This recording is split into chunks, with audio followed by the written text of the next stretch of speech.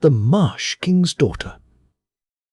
The storks relate to their little ones a great many stories, and they are all about moors and reed banks and suited to their age and capacity. The youngest of them are quite satisfied with cribble, crabble, or such nonsense, and think it very grand. But the elder ones want something with a deeper meaning, or at least something about their own family.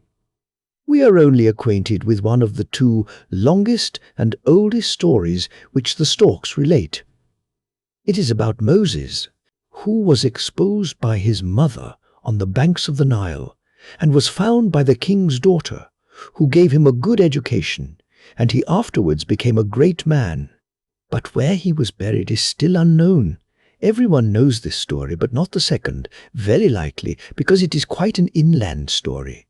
It has been repeated from mouth to mouth, from one stork, mamma, to another, for thousands of years, and each has told it better than the last. And now we mean to tell it better than all.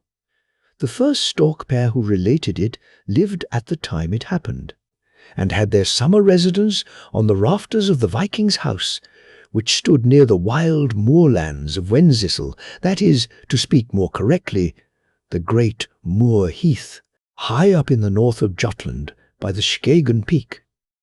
This wilderness is still an immense wild heath of marshy ground, about which we can read in the official directory. It is said that in olden times the place was a lake, the ground of which had heaved up from beneath, and now the moorland extends for miles in every direction, and is surrounded by damp meadows, trembling, undulating swamps, and marshy ground covered with turf, on which grow bilberry bushes and stunted trees. Mists are almost always hovering over this region, which, 70 years ago, was overrun with wolves. It may well be called the Wild Moor, and one can easily imagine, with such a wild expanse of marsh and lake, how lonely and dreary it must have been 1,000 years ago. Many things may be noticed now that existed then. The reeds grow to the same height, and bear the same kind of long purple-brown leaves with their feathery tips. There still stands the birch, with its white bark and its delicate, loosely hanging leaves. And with regard to the living beings who frequented this spot, the fly still wears a gauzy dress of the same cut, and the favourite colours of the stork are white, with black and red for stockings. The people, certainly in those days, wore very different dresses to those they now wear, but if any of them, be he huntsman or squire, master or servant, ventured on the wavering, undulating, marshy ground of the moor, they met with the same fate 1,000 years ago as they would now. The wanderer sank, and went down to the Marsh King, as he is named, who rules in the great moorland empire beneath. They also called him Guncle King, but we like the name of Marsh King better, and we will give him that name as the storks do. Very little is known of the Marsh King's rule, but that, perhaps, is a good thing. In the neighbourhood of the moorlands, and not far from the great arm of the North Sea and the Kattegat, which is called the Lumfjorden, lay the castle of the Viking, with its watertight stone cellars, its tower, and its 3 projecting stories. On the ridge of the roof the stork had built his nest, and there the stork. Mamma sat on her eggs, and felt sure her hatching would come to something. One evening, Stork Papa stayed out rather late, and when he came home he seemed quite busy, bustling, and important. "I have something very dreadful to tell you," said he to the stork mamma. "Keep it to yourself, then," she replied. "Remember that I am hatching eggs. It may agitate me, and will affect them." "You must know it at once," said he. "The daughter of our host in Egypt has arrived here. She has ventured to take this journey, and now she is lost." "She who sprung from the race of the fairies, is it?" cried the mother stork. "Oh, tell me all about it. You know I cannot bear to be kept waiting at a time when I am hatching eggs." "Well, you see, mother," he replied, "she believed what the doctor said, and what I have heard you state also, that the moor flowers which grow about here would heal her sick father. And she has flown to the north in swan's plumage, in company with some other swan princesses who come to these parts every year to renew their youth. She came, and where is she now? You enter into particulars too much, said the mamma stork, and the eggs may take cold. I cannot bear such suspense as this. Well, said he, I have kept watch, and this evening I went among the rushes, where I thought the marshy ground would bear me. And while I was there, 3 swans came. Something in their manner of flying seemed to say to me, Look carefully now, there is one. Not all swan, only swan's feathers. You know, mother, you have the same intuitive feeling that I have. You know whether a thing is right or not immediately. Yes, of course, said she, but tell me about the princess. I am tired of hearing about the swan's feathers. Well, you know that in the middle of the moor there is something like a lake, said the stork papa. You can see the edge of it if you raise yourself a little. Just there, by the reeds and the green banks, lay the trunk of an elder tree. Upon this the 3 swans stood flapping their wings and looking about them. One of them threw off her plumage, and I immediately recognized her as one of the princesses of our home in Egypt. There she sat, without any covering but her long black hair. I heard her tell the 2 others to take great care of the swan's plumage, while she dipped down into the water to pluck the flowers which she fancied she saw there. The others nodded, and picked up the feather dress and took possession of it. I wonder what will become of it, thought I, and she most likely asked herself the same question. If so, she received an answer. A very practical one, for the 2 swans rose up and flew away with her swan's plumage. Dive down now, they cried. Thou shalt never more fly in the swan's plumage. Thou shalt never again see Egypt. Here, on the moor, thou wilt remain. So saying, they tore the swan's plumage into 1,000 pieces. The feathers drifted about like a snow shower, and then the 2 deceitful princesses flew away. Why, that is terrible, said the stork. Mamma, I feel as if I could hardly bear to hear any more, but you must tell me what happened next. The princess wept and lamented aloud.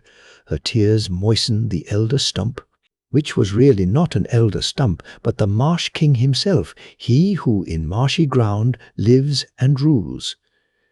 I saw myself how the stump of the tree turned round, and was a tree no more, while long clammy branches like arms were extended from it. Then the poor child was terribly frightened and started up to run away. She hastened to cross the green, slimy ground, but he will not bear any weight, much less hers. She quickly sank, and the elder stump dived immediately after her. In fact, it was he who drew her down. Great black bubbles rose up out of the moor slime, and with these every trace of the 2 vanished. And now the princess is buried in the wild marsh. She will never now carry flowers to Egypt to cure her father. It would have broken your heart, mother, had you seen it. You ought not to have told me, said she. At such a time as this the eggs might suffer. But I think the princess will soon find help. Someone will rise up to help her. Ah, if it had been you or I or one of our people, it would have been all over with us. I mean to go every day, said he, to see if anything comes to pass. And so he did. A long time went by, but at last he saw a green stalk shooting up out of the deep marshy ground. As it reached the surface of the marsh, a leaf spread out, and unfolded itself broader and broader, and close to it came forth a bud. One morning, when the stork papa was flying over the stem, he saw that the power of the sun's rays had caused the bud to open, and in the cup of the flower lay a charming child, a little maiden, looking as if she had just come out of a bath.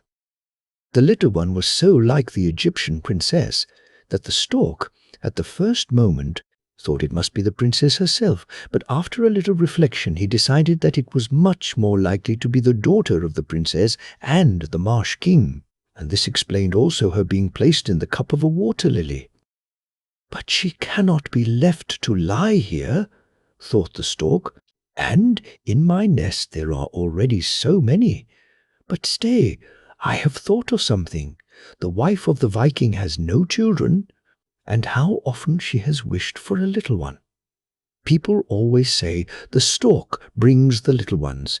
I will do so in earnest this time. I shall fly with the child to the Viking's wife. What rejoicing there will be!" And then the stork lifted the little girl out of the flower cup, flew to the castle, picked a hole with his beak in the bladder-covered window, and laid the beautiful child in the bosom of the Viking's wife. Then he flew back quickly to the stork, "Mamma," and told her what he had seen and done, and the little storks listened to it all, for they were then quite old enough to do so. "So you see," he continued, "that the princess is not dead, for she must have sent her little one up here, and now I have found a home for her." "Ah, I said it would be so from the first," replied the stork. "Mamma, but now think a little of your own family. Our travelling time draws near, and I sometimes feel a little irritation already under the wings. The cuckoos and the nightingale are already gone, and I heard the quails say they should go too, as soon as the wind was favourable. Our youngsters will go through all the manoeuvres at the review very well, or I am much mistaken in them." The Viking's wife was above measure delighted when she awoke the next morning and found the beautiful little child lying in her bosom. She kissed it and caressed it, but it cried terribly and struck out with its arms and legs, and did not seem to be pleased at all. At last it cried itself to sleep, and as it lay there so still and quiet, it was a most beautiful sight to see. The Viking's wife was so delighted that body and soul were full of joy. Her heart felt so light within her that it seemed as if her husband and his soldiers, who were absent, must come home as suddenly and unexpectedly as the little child had done.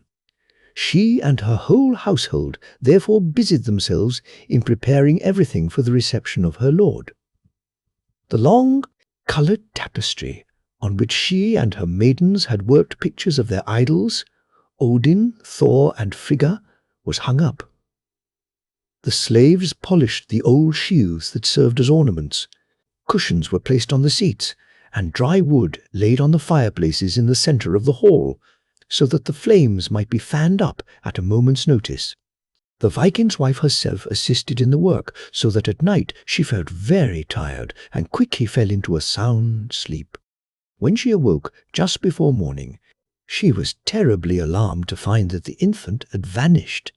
She sprang from her couch, lighted a pine chip, and searched all round the room, when, at last, in that part of the bed where her feet had been, lay, not the child, but a great ugly frog. She was quite disgusted at this sight, and seized a heavy stick to kill the frog, but the creature looked at her with such strange, mournful eyes that she was unable to strike the blow. Once more she searched round the room. Then she started at hearing the frog utter a low, painful croak. She sprang from the couch and opened the window hastily.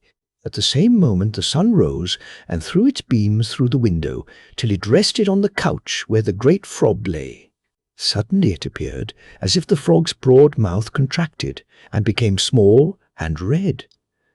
The limbs moved and stretched out and extended themselves till they took a beautiful shape. And behold, there was the pretty child lying before her, and the ugly frog was gone. "How is this?" she cried. "Have I had a wicked dream? Is it not my own lovely cherub that lies there?" Then she kissed it and fondled it, but the child struggled and fought, and bit as if she had been a little wild cat. The Viking did not return on that day, nor the next. He was, however, on the way home, but the wind so favourable to the storks, was against him, for it blew towards the south. A wind in favour of one is often against another. After 2 or 3 days had passed, it became clear to the Viking's wife how matters stood with the child. It was under the influence of a powerful sorcerer. By day it was charming in appearance, as an angel of light, but with a temper wicked and wild, while at night, in the form of an ugly frog, it was quiet and mournful, with eyes full of sorrow. Here were two natures, changing inwardly and outwardly with the absence and return of sunlight. And so it happened that by day the child, with the actual form of its mother, possessed the fierce disposition of its father. At night, on the contrary, its outward appearance plainly showed its descent on the father's side, while inwardly it had the heart and mind of its mother. Who would be able to loosen this wicked charm which the sorcerer had worked upon it? The wife of the Viking lived in constant pain and sorrow about it. Her heart clung to the little creature, but she could not explain to her husband the circumstances in which it was placed. He was expected to return shortly, and were she to tell him, he would very likely, as was the custom at that time, expose the poor child in the public highway, and let anyone take it away who would. The good wife of the Viking could not let that happen, and she therefore resolved that the Viking should never see the child excepting by daylight. One morning there sounded a rushing of storks' wings over the roof. More than 100 pair of storks had rested there during the night to recover themselves after their excursion, and now they soared aloft and prepared for the journey southward. "All the husbands are here and ready," they cried, "wives and children also. How light we are!" screamed the young storks in chorus. "Something pleasant seems creeping over us, even down to our toes, as if we were full of live frogs. Ah, how delightful it is to travel into foreign lands!" "Hold yourselves properly in the line with us," cried Papa and Mamma. "Do not use your beaks so much, it tries the lungs." And then the storks flew away. About the same time sounded the clang of the warriors' trumpets across the heath. The Viking had landed with his men. They were returning home, richly laden with spoil from the Gallic coast, where the people, as did also the inhabitants of Britain, often cried in alarm, "Deliver us from the wild Northmen." Life and noisy pleasure came with them into the castle of the Viking on the moorland. A great cask of mead was drawn into the hall, piles of wood blazed, cattle were slain and served up, that they might feast in reality. The priest who offered the sacrifice sprinkled the devoted parishioners with the warm blood. The fire crackled, and the smoke rolled along beneath the roof. The soot fell upon them from the beams, but they were used to all these things. Guests were invited and received handsome presents. All wrongs and unfaithfulness were forgotten. They drank deeply, and threw in each other's faces the bones that were left, which was looked upon as a sign of good feeling amongst them. A bard, who was a kind of musician as well as warrior, and who had been with the Viking in his expedition, and knew what to sing about, gave them one of his best songs, in which they heard all their warlike deeds praised, and every wonderful action brought forward with honour. Every verse ended with this refrain: "Gold and possessions will flee away. Friends and foes must die one day. Every man on earth must die. But a famous name will never die." And with that they beat upon their shields and hammered upon the table with knives and bones in a most outrageous manner. The Viking's wife sat upon a raised cross seat in the open hall. She wore a silk dress, golden bracelets, and large amber beads. She was in costly attire, and the bard named her in his song, and spoke of the rich treasure of gold which she had brought to her husband. Her husband had already seen the wonderfully beautiful child in the daytime, and was delighted with her beauty. Even her wild ways pleased him. He said the little maiden would grow up to be a heroine with the strong will and determination of a man. She would never wink her eyes, even if, in joke, an expert hand should attempt to cut off her eyebrows with a sharp sword. The full cask of mead soon became empty, and a fresh one was brought in, for these were people who liked plenty to eat and drink.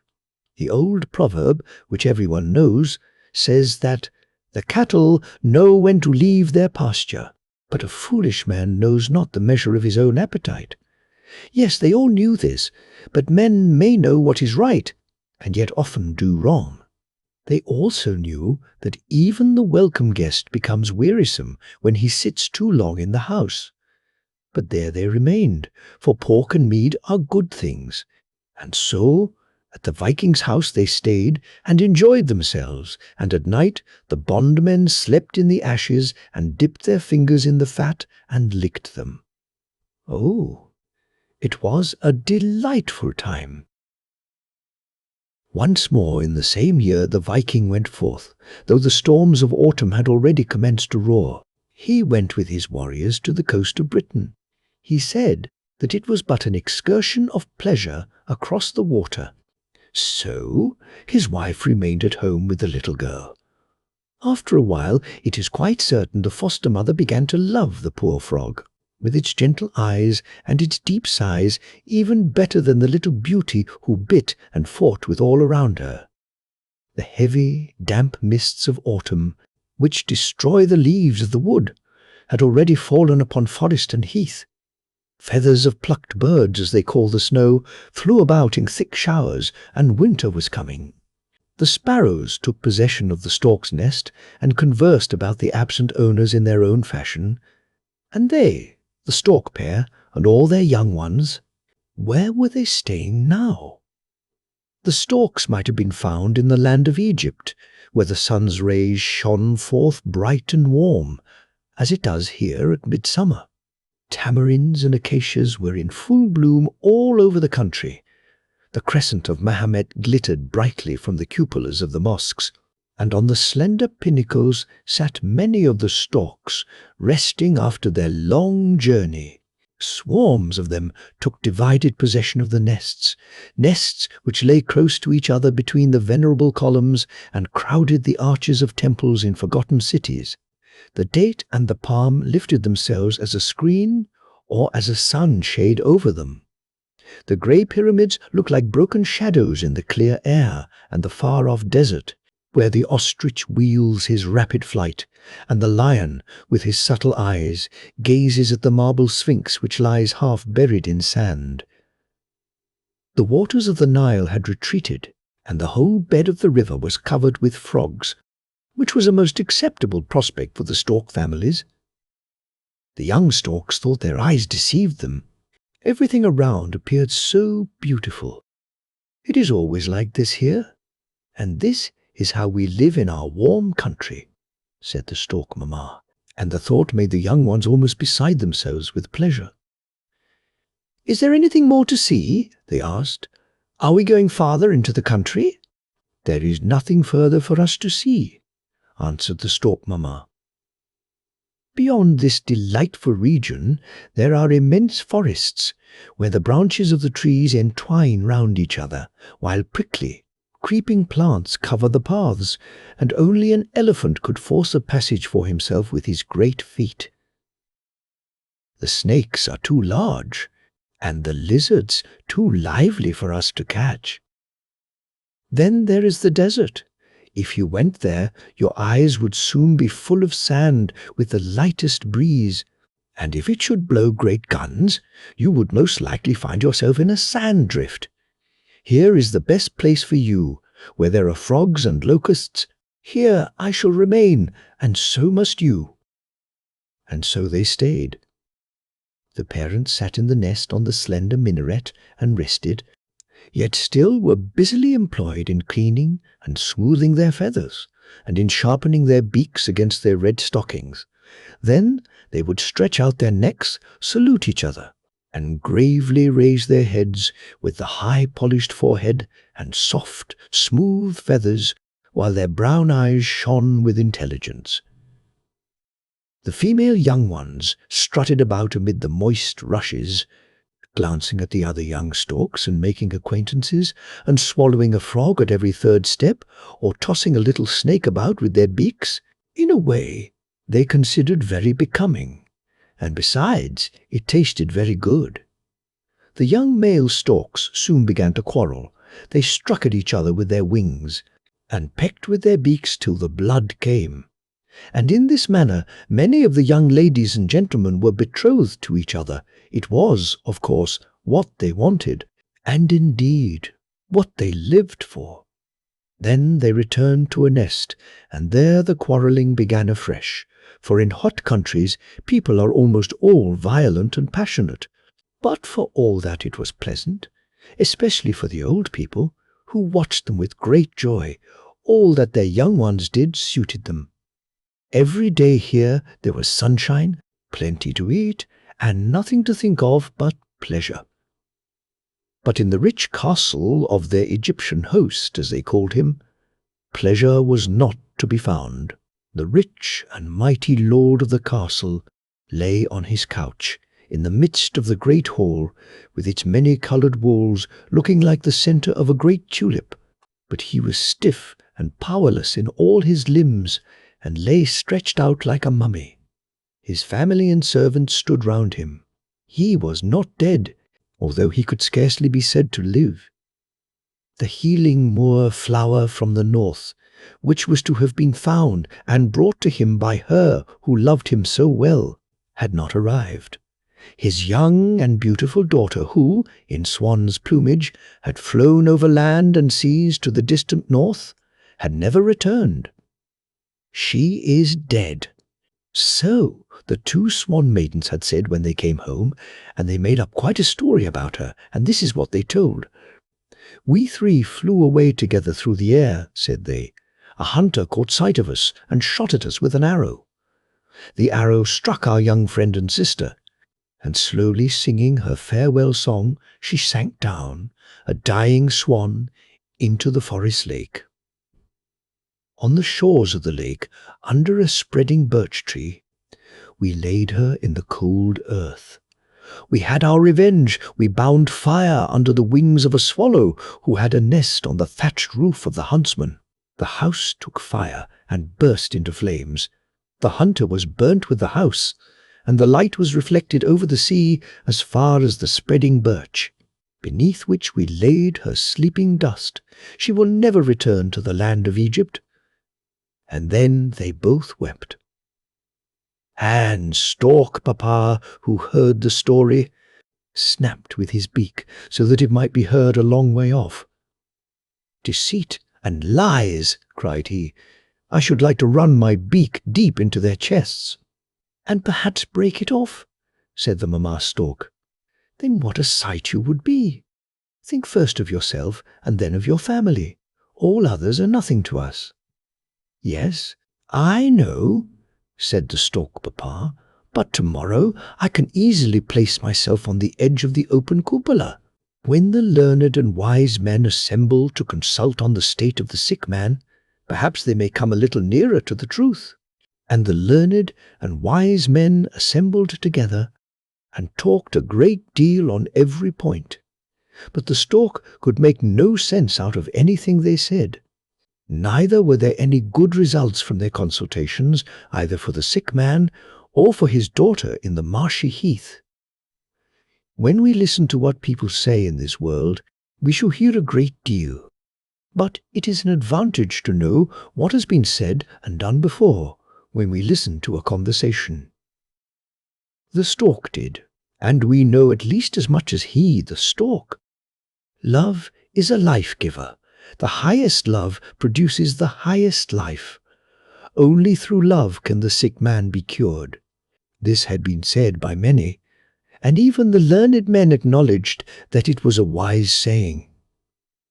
"What a beautiful thought!"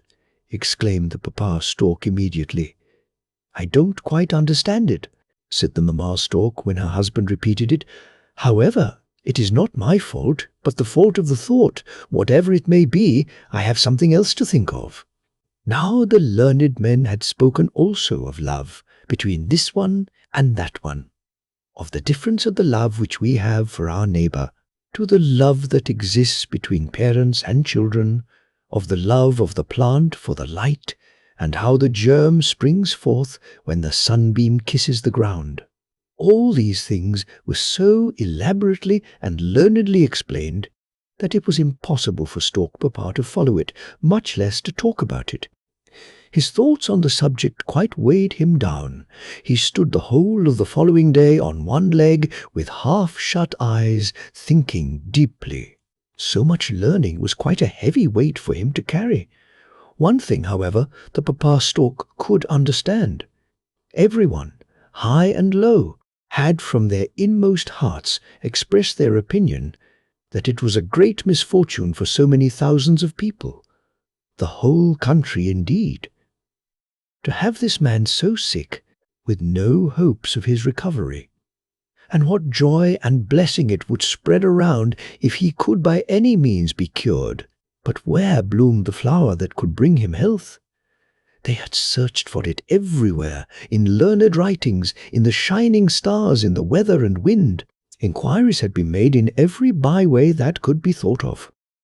Until at last the wise and learned men has asserted, as we have been already told, that love, the life-giver, could alone give new life to a father, and in saying this they had overdone it, and said more than they understood themselves. They repeated it, and wrote it down as a recipe. Love is a life-giver. But how could such a recipe be prepared? That was a difficulty they could not overcome. At last it was decided that help could only come from the princess herself, whose whole soul was wrapped up in her father, especially as a plan had been adopted by her to enable her to obtain a remedy. More than a year had passed since the princess had set out at night, when the light of the young moon was soon lost beneath the horizon. She had gone to the marble sphinx in the desert, shaking the sand from her sandals, and then passed through the long passage which leads to the center of one of the great pyramids, where the mighty kings of antiquity, surrounded with pomp and splendor, lie veiled in the form of mummies. She had been told by the wise men that if she laid her head on the breast of one of them, from the head she would learn where to find life and recovery for her father. She had performed all this, and in a dream had learnt that she must bring home to her father the lotus flower, which grows in the deep sea near the moors and heath in the Danish land. The very place and situation had been pointed out to her, and she was told that the flower would restore her father to health and strength. And, therefore, she had gone forth from the land of Egypt, flying over to the open marsh and the wild moor in the plumage of a swan. The Papa and Mamma Storks knew all this, and we also know it now. We know, too, that the Marsh King has drawn her down to himself, and that to the loved ones at home she is forever dead. One of the wisest of them said, as the Stork Mamma also said, that in some way she would, after all, manage to succeed. And so at last they comforted themselves with this hope, and would wait patiently. In fact, they could do nothing better. I should like to get away, the swan's feathers, from those two treacherous princesses, said the Papa Stork. Then, at least, they would not be able to fly over again to the wild moor and do more wickedness. I can hide the two suits of feathers over yonder, till we find some use for them. But where will you put them? Asked the Mamma Stork. In our nest on the moor. I and the young ones will carry them by turns during our flight across, and as we return, should they prove too heavy for us, we shall be sure to find plenty of places on the way in which we can conceal them till our next journey. Certainly one suit of swan's feathers would be enough for the princess, but two are always better. In those northern countries, no one can have too many travelling wrappers. "No one will thank you for it," said Stork Mamma, "but you are master, and, excepting at breeding time, I have nothing to say." In the Viking's castle on the wild moor, to which the storks directed their flight in the following spring, the little maiden still remained. They had named her Helga, which was rather too soft a name for a child with a temper like hers, although her form was still beautiful. Every month this temper showed itself in sharper outlines, and in the course of years, while the storks still made the same journeys in autumn to the hill and in spring to the moors, the child grew to be almost a woman, and before anyone seemed aware of it, she was a wonderfully beautiful maiden of 16. The casket was splendid, but the contents were worthless. She was indeed wild and savage, even in those hard, uncultivated times. It was a pleasure to her to splash about with her white hands in the warm blood of the horse which had been slain for sacrifice. In one of her wild moods she bit off the head of the black cock which the priest was about to slay for the sacrifice. To her foster father she said one day, "If thine enemy were to pull down thine house about thy ears, and thou shouldest be sleeping in unconscious security, I would not wake thee. Even if I had the power, I would never do it, for my ears still tingle with the blow that thou gavest me years ago. I have never forgotten it." But the Viking treated her words as a joke. He was, like everyone else, bewitched with her beauty, and knew nothing of the change in the form and temper of Helga at night. Without a saddle, she would sit on a horse as if she were a part of it, while it rushed along at full speed, nor would she spring from its back, even when it quarrelled with other horses and bit them. She would often leap from the high shore into the sea with all her clothes on, and swim to meet the Viking when his boat was steering home towards the shore. She once cut off a long lock of her beautiful hair and twisted it into a string for her bow. "If a thing is to be done well," said she, "I must do it myself." The Viking's wife was, for the time in which she lived, a woman of strong character and will, but compared to her daughter, she was a gentle, timid woman, and she knew that a wicked sorcerer had the terrible child in his power.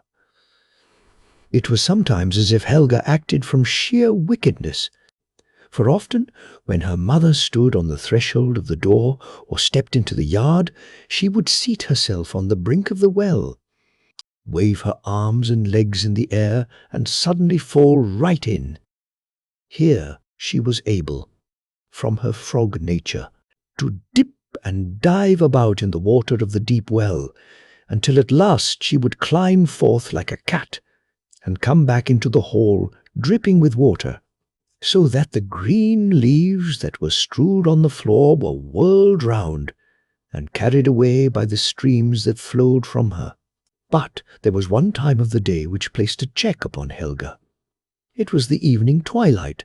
When this hour arrived, she became quiet and thoughtful, and allowed herself to be advised and led. Then also a secret feeling seemed to draw her towards her mother.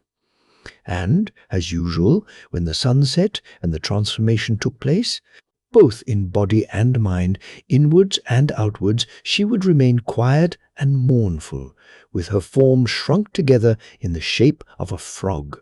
Her body was much larger than those animals ever are, and on this account it was much more hideous in appearance, for she looked like a wretched dwarf, with a frog's head and webbed fingers.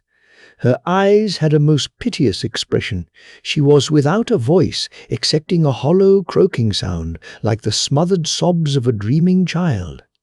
Then the Viking's wife took her on her lap, and forgot the ugly form, as she looked into the mournful eyes, and often said, "I could wish that thou wouldst always remain my dumb frog child, for thou art too terrible when thou art clothed in a form of beauty."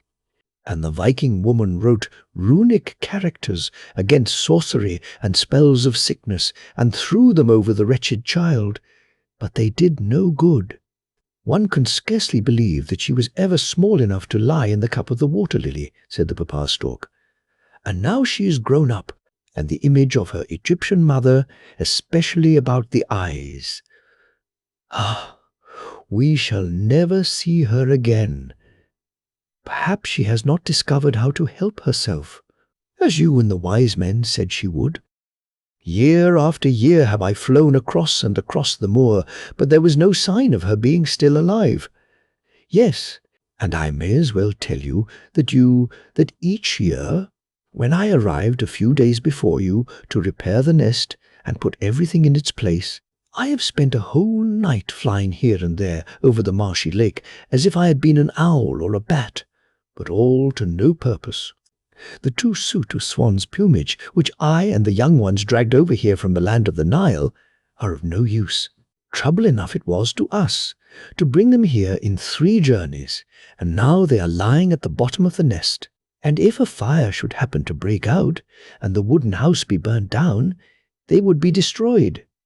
And our good nest would be destroyed too, said the mamma stork. But you think less of that than of your plumage stuff and your moor princess. Go and stay with her in the marsh if you like. You are a bad father to your own children, as I have told you already when I hatched my first brood. I only hope neither we nor our children may have an arrow sent through our wings, owing to that wild girl. Helga does not know in the least what she is about. We have lived in this house longer than she has, she should think of that, and we have never forgotten our duty. We have paid every year our toll of a feather, an egg, and a young one, as it is only right we should do. You don't suppose I can wander about the courtyard, or go everywhere as I used to do in old times. I can do it in Egypt, where I can be a companion of the people, without forgetting myself. But here I cannot go and peep into the pots and kettles as I do there. No, I can only sit up here and feel angry with that girl, the little wretch. And I am angry with you too. You should have left her lying in the water lily, then no one would have known anything about her. You are far better than your conversation, said the papa stork. I know you better than you know yourself. And with that he gave a hop and flapped his wings twice, proudly. Then he stretched his neck and flew, or rather soared away, without moving his outspread wings. He went on for some distance, and then he gave a great flap with his wings and flew on his course at a rapid rate, his head and neck bending proudly before him, while the sun's rays fell on his glossy plumage. "He is the handsomest of them all," said the mamma stork as she watched him, "but I won't tell him so." Early in the autumn, the Viking again returned home, laden with spoil, and bringing prisoners with him. Among them was a young Christian priest, one of those who contemned the gods of the north. Often lately there had been, both in hall and chamber, a talk of the new faith which was spreading far and wide in the south, and which, through the means of the holy Ansgarius, had already reached as far as Hedeby on the Schlei. Even Helga had heard of this belief in the teachings of one who was named Christ, and who, for the love of mankind and for their redemption, had given up his life. But to her all this had, as it were, gone in one ear and out the other.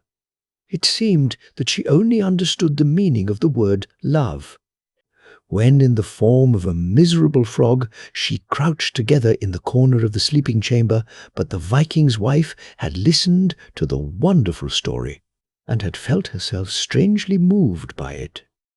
On their return, after this voyage, the men spoke of the beautiful temples built of polished stone, which had been raised for the public worship of this holy love. Some vessels, curiously formed of massive gold, had been brought home among the booty. There was a peculiar fragrance about them all, for they were incense vessels which had been swung before the altars in the temples by the Christian priests. In the deep stony cellars of the castle the young Christian priest was immured, and his hands and feet tied together with strips of bark. The Viking's wife considered him as beautiful as Baldur, and his distress raised her pity. But Helga said he ought to have ropes fastened to his heels. and be tied to the tails of wild animals. I would let the dogs loose after him, she said, over the moor and across the heath. Hurrah! That would be a spectacle for the gods, and better still to follow in its course. But the Viking would not allow him to die such a death as that, especially as he was the disowned and despiser of the high gods. In a few days, he had decided to have him offered as a sacrifice on the bloodstone in the grove. For the first time, a man was to be sacrificed here. Helga begged to be allowed to sprinkle the assembled people with the blood of the priest. She sharpened her glittering knife, and when one of the great savage dogs, who were running about the Viking's castle in great numbers, sprang towards her, she thrust the knife into his side, merely, as she said, to prove its sharpness. The Viking's wife looked at the wild, badly disposed girl with great sorrow, and when night came on and her daughter's beautiful form and disposition were changed, she spoke in eloquent words to Helga of the sorrow and deep grief that was in her heart. The ugly frog, in its monstrous shape, stood before her, and raised its brown, mournful eyes to her face, listening to her words, and seeming to understand them with the intelligence of a human being. Never once to my lord and husband has a word passed my lips of what I have to suffer through you. My heart is full of grief about you, said the Viking's wife. The love of a mother is greater and more powerful than I ever imagined. But love never entered thy heart. It is cold and clammy, like the plants on the moor. Then the miserable form trembled. It was as if these words had touched an invisible bond between body and soul, for great tears stood in the eyes. A bitter time will come for thee at last, continued the Viking's wife, and it will be terrible for me too. It had been better for thee if thou hadst been left on the high road with the cold night wind to lull thee to sleep. And the Viking's wife shed bitter tears, and went away in anger and sorrow, passing under the partition of furs which hung loose over the beam and divided the hall. The shriveled frog still sat in the corner alone. Deep silence reigned around. At intervals, a half-stifled sigh was heard from its inmost soul. It was the soul of Helga. It seemed in pain, as if a new life were arising in her heart. Then she took a step forward and listened, then stepped again forward, and seized with her clumsy hands the heavy bar which was laid across the door. Gently and with much trouble she pushed back the bar, as silently lifted the latch, and then took up the glimmering lamp which stood in the antechamber of the hall. It seemed as if a stronger will than her own gave her strength. She removed the iron bolt from the closed cellar door and slipped in to the prisoner. He was slumbering. She touched him with her cold, moist hand, and as he awoke and caught sight of the hideous form, he shuddered as if he beheld a wicked apparition. She drew her knife, cut through the bonds which confined his hands and feet, and beckoned to him to follow her. He uttered some holy names and made the sign of the cross, while the form remained motionless by his side. "Who art thou?" he asked, "whose outward appearance is that of an animal, while thou willingly performest acts of mercy?" The frog figure beckoned to him to follow her, and led him through a long gallery concealed by hanging drapery to the stables, and then pointed to a horse. He mounted upon it, and she sprang up also before him and held tightly by the animal's mane. The prisoner understood her, and they rode on at a rapid trot, by a road which he would never have found by himself, across the open heath. He forgot her ugly form, and only thought how the mercy and loving kindness of the Almighty was acting through this hideous apparition. As he offered pious prayers and sang holy songs of praise, she trembled. Was it the effect of prayer and praise that caused this? Or was she shuddering in the cold morning air at the thought of approaching twilight? What were her feelings? She raised herself up and wanted to stop the horse and spring off, but the Christian priest held her back with all his might and then sang a pious song, as if this could loosen the wicked charm that had changed her into the semblance of a frog, and the horse galloped on more wildly than before. The sky painted itself red, the first sunbeam pierced through the clouds, and in the clear flood of sunlight the frog became changed. It was Helga again, young and beautiful, but with a wicked, demoniac spirit. He held now a beautiful young woman in his arms, and he was horrified at the sight. He stopped the horse and sprang from its back. He imagined that some new sorcery was at work, but Helga also leaped from the horse and stood on the ground. The child's short garment reached only to her knee. She snatched the sharp knife from her girdle and rushed like lightning at the astonished priest. "Let me get at thee," she cried, "let me get at thee, that I may plunge this knife into thy body. Thou art pale as ashes, thou beardless slave." She pressed in upon him.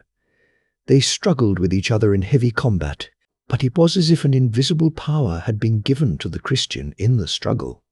He held her fast, and the old oak under which they stood seemed to help him, for the loosened roots on the ground became entangled in the maiden's feet and held them fast.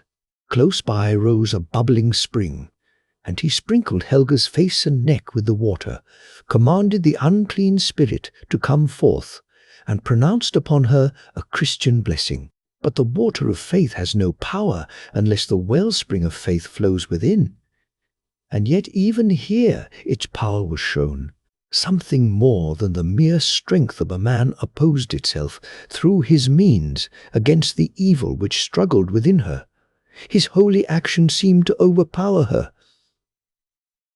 She dropped her arms, glanced at him with pale cheeks and looks of amazement. He appeared to her a mighty magician skilled in secret arts.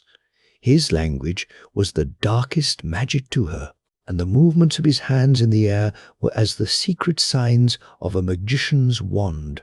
She would not have blinked had he waved over her head a sharp knife or a glittering axe. But she shrunk from him as he signed her with the sign of the cross on her forehead and breast, and sat before him like a tame bird, with her head bowed down. Then he spoke to her in gentle words of the deed of love she had performed for him during the night, when she had come to him in the form of an ugly frog to loosen his bonds and to lead him forth to life and light. And he told her that she was bound in closer fetters than he had been, and that she could recover also life and light by his means. He would take her to Hedeby to St. Ansgarius, and there, in that Christian town, the spell of the sorcerer would be removed. But he would not let her sit before him on the horse, though of her own free will she wished to do so. "Thou must sit behind me, not before me," said he. "Thy magic beauty has a magic power which comes from an evil origin, and I fear it. Still, I am sure to overcome through my faith in Christ." Then he knelt down and prayed with pious fervor. It was as if the quiet woodland were a holy church consecrated by his worship. The birds sang as if they were also of this new congregation, and the fragrance of the wild flowers was as the ambrosial perfume of incense, while, above all, sounded the words of Scripture, a light to them that sit in darkness and in the shadow of death, to guide their feet into the way of peace. And he spoke these words with the deep longing of his whole nature. Meanwhile, the horse that had carried them in wild career stood quietly by, plucking at the tall bramble bushes, till the ripe young berries fell down upon Helga's hands, as if inviting her to eat. Patiently she allowed herself to be lifted on the horse, and sat there like a somnambulist, as one who walked in his sleep.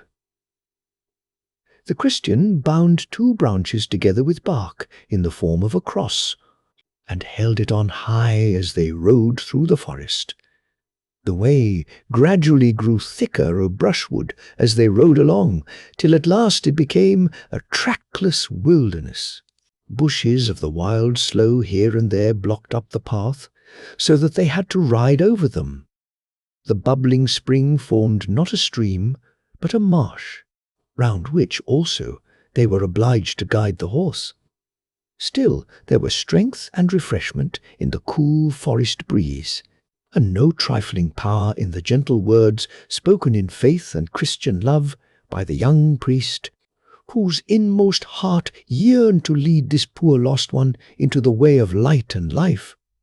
It is said that raindrops can make a hollow in the hardest stone, and the waves of the sea can smooth and round the rough edges of the rocks. So did the dew of mercy fall upon Helga, softening what was hard, and smoothing what was rough in her character. These effects did not yet appear. She was not herself aware of them. Neither does the seed in the lap of earth know. When the refreshing dew and the warm sunbeams fall upon it, that it contains within itself power by which it will flourish and bloom. The song of the mother sinks into the heart of the child, and the little one prattles the words after her without understanding their meaning. But after a time the thoughts expand, and what has been heard in childhood seems to the mind clear and bright. So now the Word, which is all-powerful to create, was working in the heart of Helga. They rode forth from the thick forest, crossed the heath, and again entered a pathless wood. Here, towards evening, they met with robbers.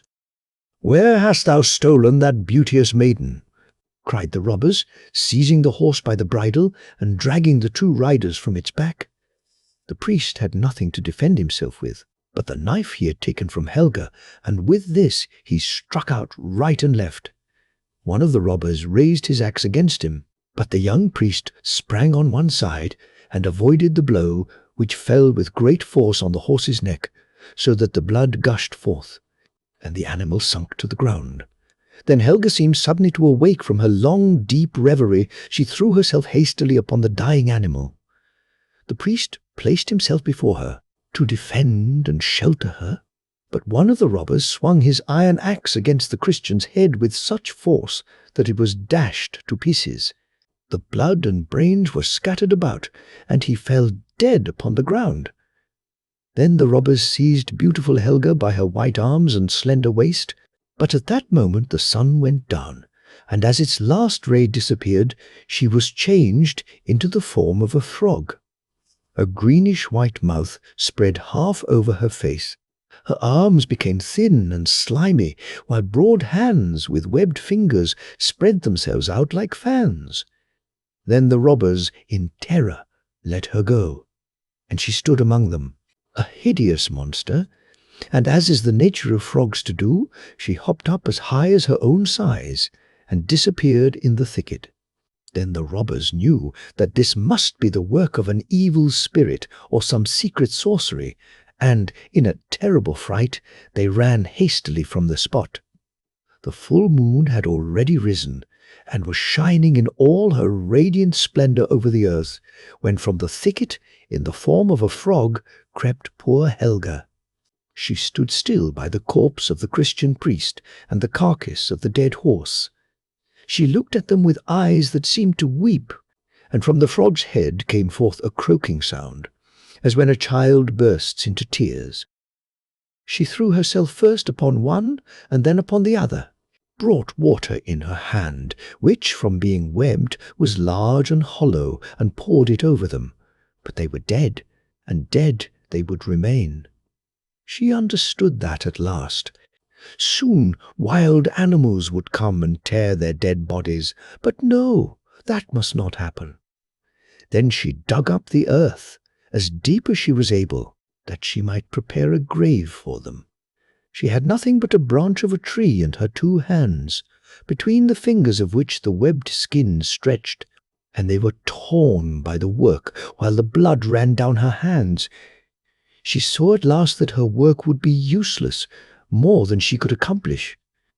So she fetched more water and washed the face of the dead, and then covered it with fresh green leaves.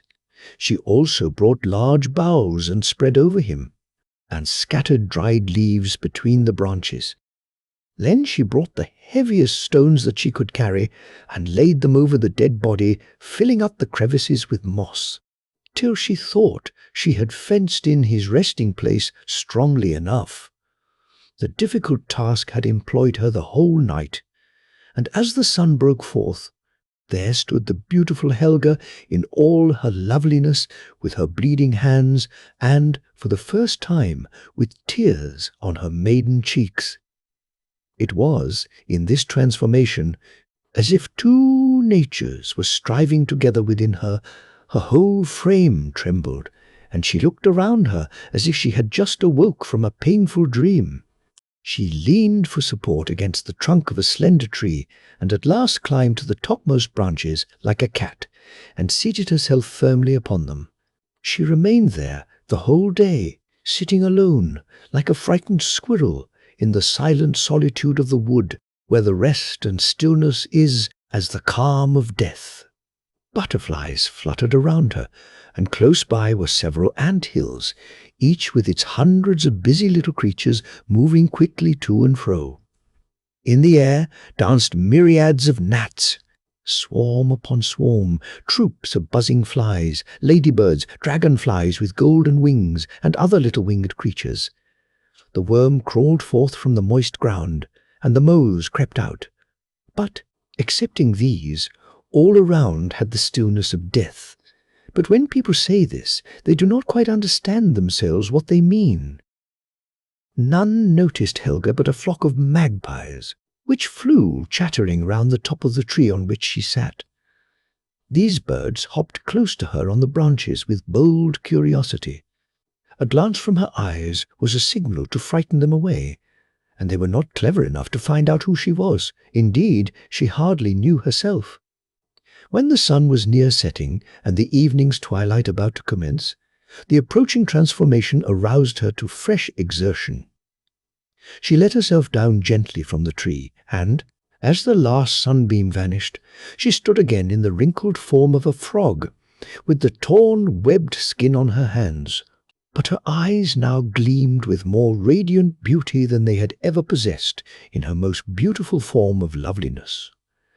They were now pure, mild, maidenly eyes that shone forth in the face of a frog. They showed the existence of deep feeling and a human heart, and the beauteous eyes overflowed with tears, weeping precious drops that lightened the heart. On the raised mound which she had made as a grave for the dead priest, she found the cross made of the branches of a tree, the last work of him who now lay dead and cold beneath it. A sudden thought came to Helga, and she lifted up the cross and planted it upon the grave, between the stones that covered him and the dead horse. The sad recollection brought the tears to her eyes, and in this gentle spirit she traced the same sign in the sand round the grave, and as she formed, with both her hands, the sign of the cross, the web skin fell from them like a torn glove. She washed her hands in the water of the spring, and gazed with astonishment at their delicate whiteness. Again she made the holy sign in the air between herself and the dead man. Her lips trembled, her tongue moved, and the name which she in her ride through the forest had so often heard spoken rose to her lips, and she uttered the words, Jesus Christ. Then the frog skin fell from her. She was once more a lovely maiden.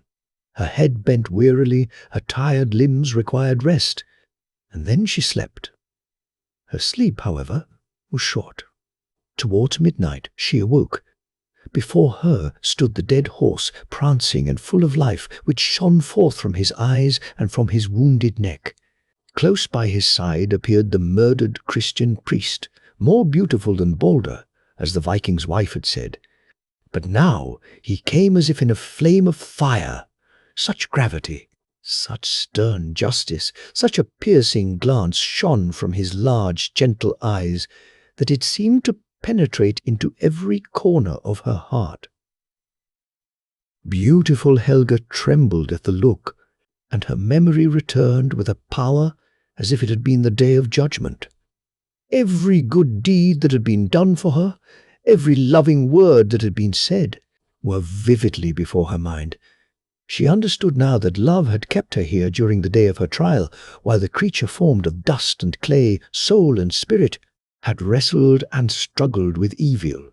She acknowledged that she had only followed the impulses of an evil disposition, that she had done nothing to cure herself, everything had been given her, and all had happened, as it were by the ordination of Providence. She bowed herself humbly, confessed her great imperfections in the sight of Him who can read every fault of the heart, and then the priest spoke. "Daughter of the moorland, thou hast come from the swamp and the marshy earth, but from this thou shalt arise. The sunlight shining into thy inmost soul proves the origin from which thou hast really sprung, and has restored the body to its natural form. I am come to thee from the land of the dead, and thou also must pass through the valley to reach the holy mountains where mercy and perfection dwell. I cannot lead thee to Hedeby that thou mayst receive Christian baptism, for first thou must remove the thick veil with which the waters of the moorland are shrouded, and bring forth from its depths the living author of thy being and thy life. Till this is done, thou canst not receive consecration."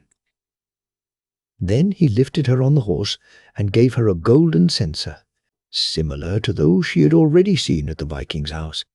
A sweet perfume arose from it, while the open wound in the forehead of the slain priest shone with the rays of a diamond. He took the cross from the grave and held it aloft, and now they rode through the air over the rustling trees, over the hills where warriors lay, buried each by his dead war-horse, and the brazen monumental figures rose up and galloped forth, and stationed themselves on the summits of the hills. The golden crescent on their foreheads, fastened with golden knots, glittered in the moonlight, and their mantles floated in the wind. The dragon, that guards buried treasure, lifted his head and gazed after them. The goblins and the satyrs peeped out from beneath the hills, and flitted to and fro in the fields, waving blue, red, and green torches, like the glowing sparks in burning paper. Over woodland and heath, flood and fen, they flew on, till they reached the wild moor, over which they hovered in broad circles. The Christian priest held the cross aloft, and it glittered like gold, while from his lips sounded pious prayers. Beautiful Helga's voice joined with his in the hymns he sung, as a child joins in her mother's song. She swung the censer, and a wonderful fragrance of incense arose from it, so powerful that the reeds and rushes of the moor burst forth into blossom. Each germ came forth from the deep ground. All that had life raised itself. Blooming water lilies spread themselves forth like a carpet of wrought flowers, and upon them lay a slumbering woman, young and beautiful. Helga fancied that it was her own image she saw reflected in the still water. But it was her mother she beheld, the wife of the marsh king, the princess from the land of the Nile. The dead Christian priest desired that the sleeping woman should be lifted on the horse, but the horse sank beneath the load, as if he had been a funeral pall fluttering in the wind. But the sign of the cross made the airy phantom strong, and then the three rode away from the marsh to firm ground. At the same moment the cock crew in the Viking's castle, and the dream figures dissolved and floated away in the air, but mother and daughter stood opposite to each other. "Am I looking at my own image in the deep water?" said the mother.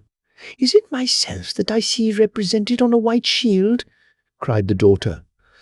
Then they came nearer to each other in a fond embrace. The mother's heart beat quickly, and she understood the quickened pulses. "My child!" she exclaimed, "the flower of my heart, my lotus flower of the deep water!" And she embraced her child again and wept, and the tears were as a baptism of new life and love for Helga. "In swan's plumage I came here," said the mother, "and here I threw off my feather dress. Then I sank down through the wavering ground, deep into the marsh beneath, which closed like a wall around me. I found myself after a while in fresher water. Still, a power drew me down deeper and deeper. I felt the weight of sleep upon my eyelids. Then I slept, and dreams hovered round me. It seemed to me as if I were again in the pyramids of Egypt, and yet the waving elder trunk that had frightened me on the moor stood ever before me. I observed the clefts and wrinkles in the stem. They shone forth in strange colours, and took the form of hieroglyphics. It was the mummy case on which I gazed. At last it burst, and forth stepped the 1,000-years-old king, the mummy form, black as pitch, black as the shining wood-snail or the slimy mud of the swamp. Whether it was really the mummy or the marsh king, I know not. He seized me in his arms, and I felt as if I must die. When I recovered myself, I found in my bosom a little bird, flapping its wings, twittering and fluttering. The bird flew away from my bosom, upwards towards the dark, heavy canopy above me, but a long green band kept it fastened to me. I heard and understood the tenor of its longings. Freedom, sunlight, to my father. Then I thought of my father, and the sunny land of my birth, my life, and my love. Then I loosened the band, and let the bird fly away to its home, to a father. Since that hour I have ceased to dream. My sleep has been long and heavy, till in this very hour harmony and fragrance awoke me and set me free. The green band which fastened the wings of the bird to the mother's heart, where did it flutter now? Whither had it been wafted? The stork only had seen it. The band was the green stalk, the cup of the flower, the cradle in which lay the child, that now in blooming beauty had been folded to the mother's heart. And while the two were resting in each other's arms, the old stork flew round and round them in narrowing circles, till at length he flew away swiftly to his nest, and fetched away the 2 suits of swan's feathers which he had preserved there for many years. Then he returned to the mother and daughter, and threw the swan's plumage over them. The feathers immediately closed around them, and they rose up from the earth in the form of 2 white swans. "And now we can converse with pleasure," said the stork-papa. "We can understand one another. Although the beaks of birds are so different in shape, it is very fortunate that you came tonight. Tomorrow we should have been gone. The mother, myself, and the little ones were about to fly to the south. Look at me now. I am an old friend from the Nile, and a mother's heart contains more than her beak. She always said that the princess would know how to help herself. I and the young ones carried the swan's feathers over here, and I am glad of it now, and how lucky it is that I am here still. When the day dawns, we shall start with a great company of other storks. We'll fly first, and you can follow in our track, so that you cannot miss your way. I and the young ones will have an eye upon you. And the lotus flower, which I was to take with me," said the Egyptian princess, "is flying here by my side, clothed in swan's feathers. The flower of my heart will travel with me, and so the riddle is solved. Now for home, now for home." But Helga said she could not leave the Danish land without once more seeing her foster-mother, the loving wife of the Viking. Each pleasing recollection, each kind word, every tear from the heart which her foster-mother had wept for her rose in her mind, and at that moment she felt as if she loved this mother the best. "Yes, we must go to the Viking's castle," said the stork. "Mother and the young ones are waiting for me there. How they will open their eyes and flap their wings! My wife, you see, does not say much. She is short and abrupt in her manner, but she means well for all that. I will flap my wings at once, that they may hear us coming."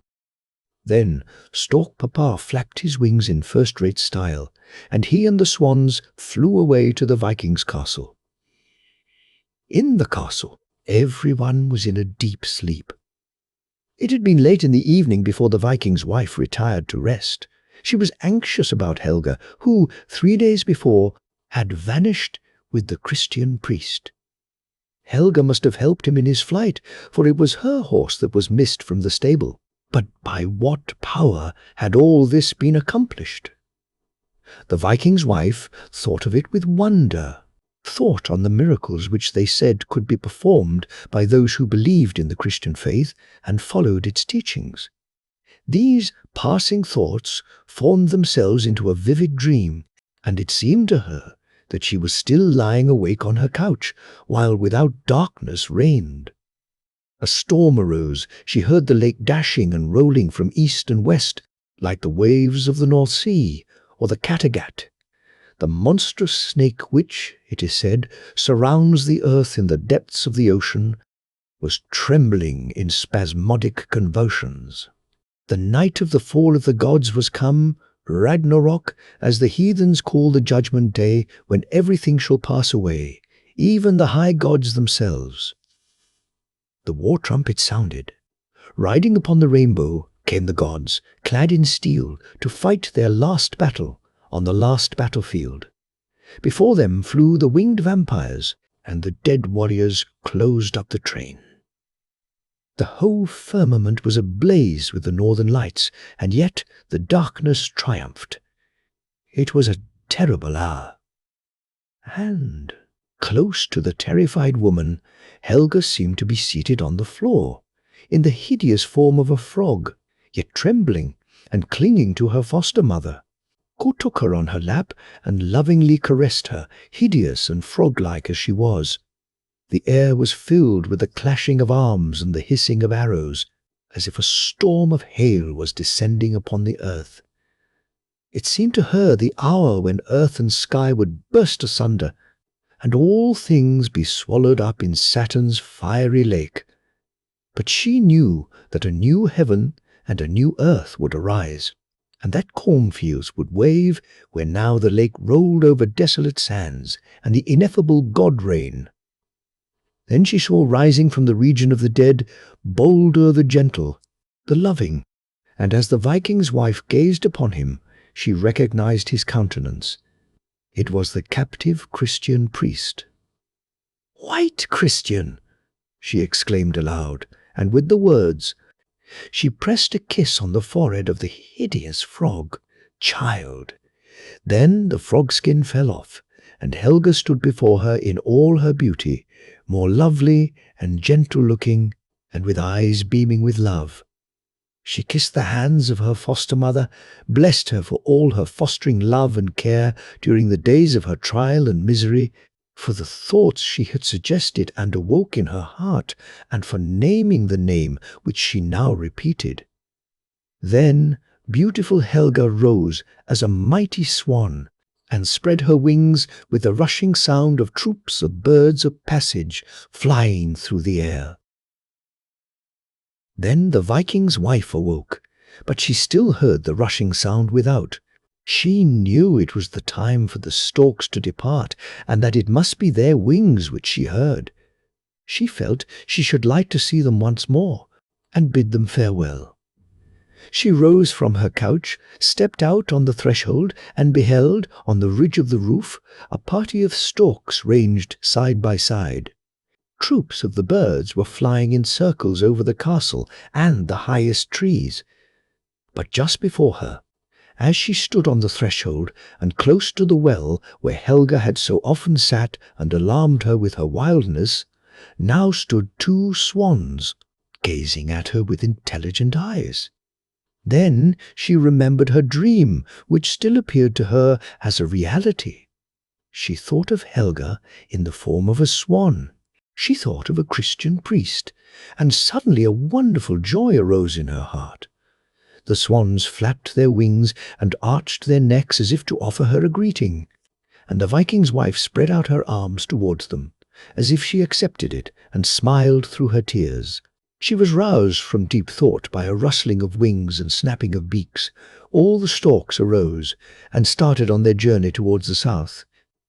"We will not wait for the swans," said the mamma stork.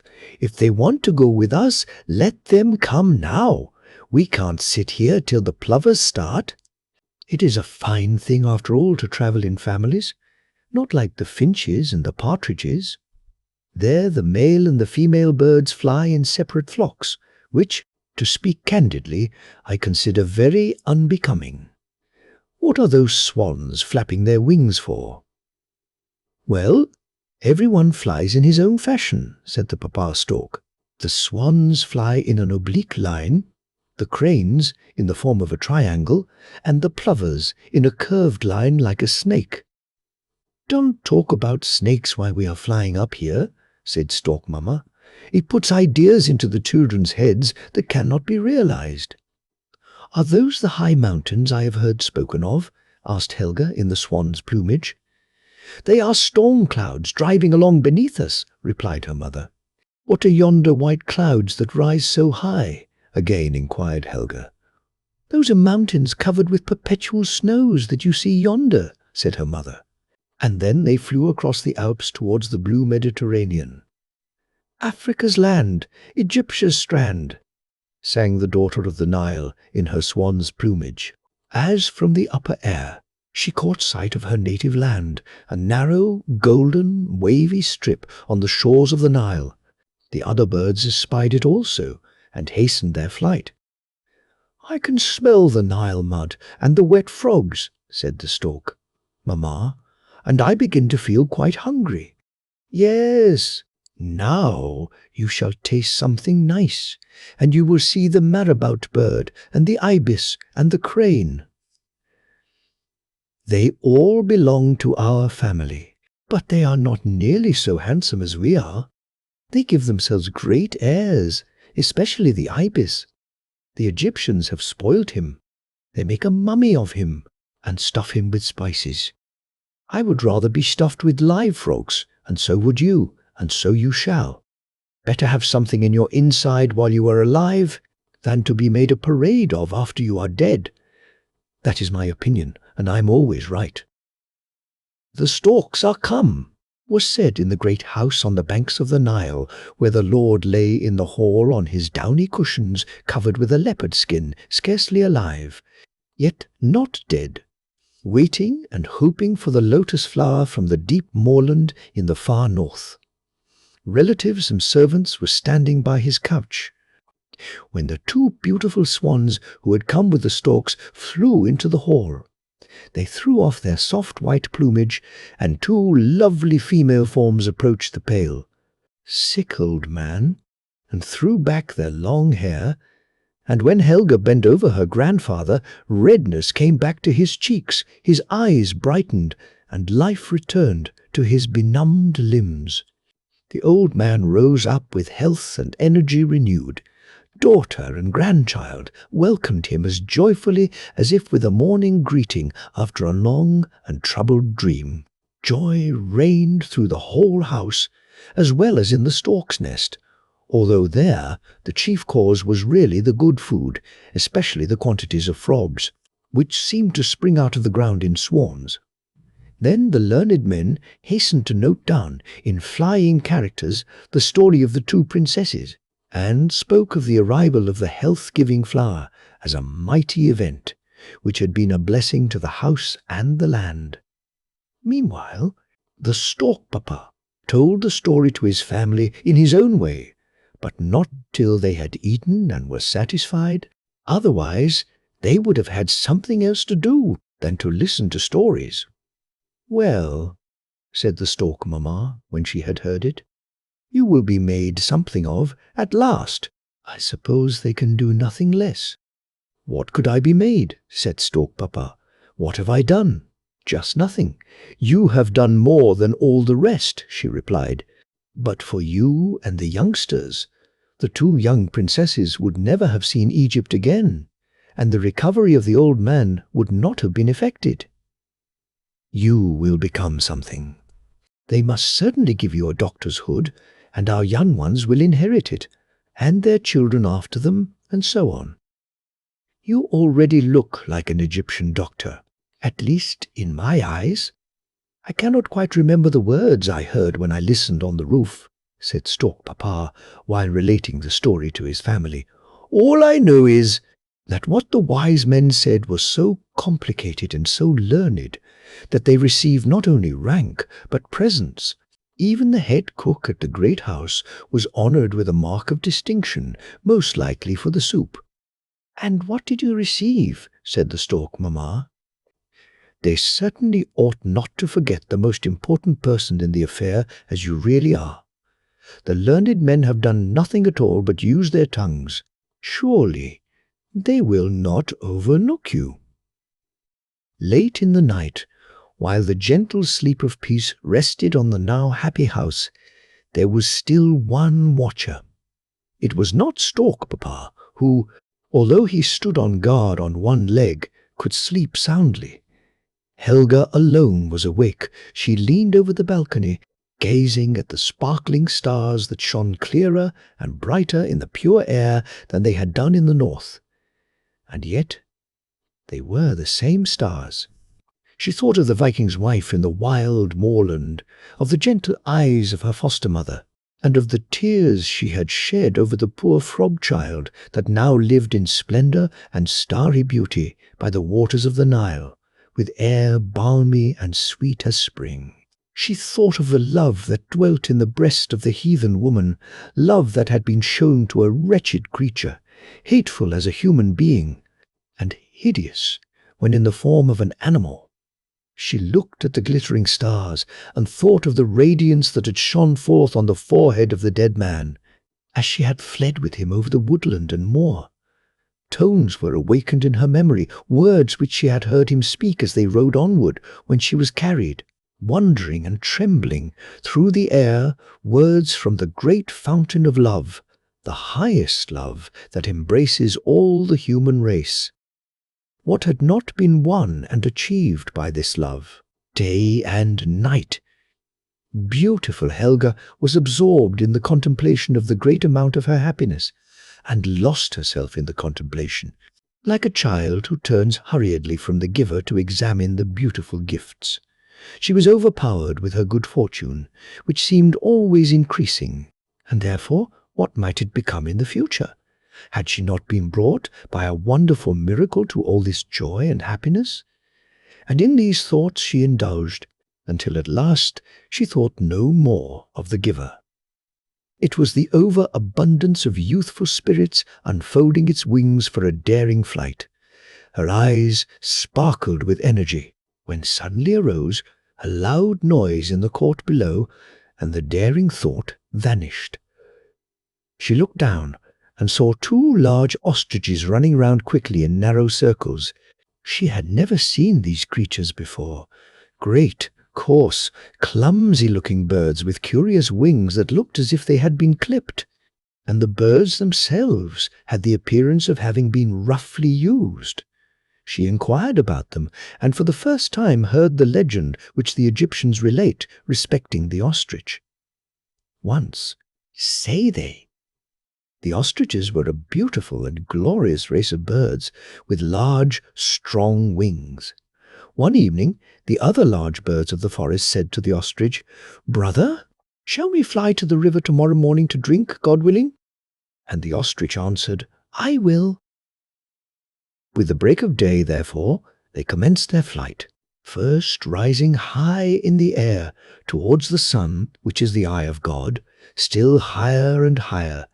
The ostrich flew far above the other birds, proudly approaching the light, trusting in its own strength and thinking not of the giver, or saying, "If God will." When suddenly the avenging angel drew back the veil from the flaming ocean of sunlight, and in a moment the wings of the proud bird were scorched and shriveled, and they sunk miserably to the earth. Since that time, the ostrich and his race have never been able to rise in the air. They can only fly terror-stricken along the ground, or run round and round in narrow circles. It is a warning to mankind that in all our thoughts and schemes, and in every action we undertake, we should say, "If God will." Then Helga bowed her head thoughtfully and seriously and looked at the circling ostrich, as with timid fear and simple pleasure it glanced at its own great shadow on the sunlit walls. And the story of the ostrich sunk deeply into the heart and mind of Helga. A life of happiness, both in the present and in the future, seemed secure for her, and what was yet to come might be the best of all, God willing.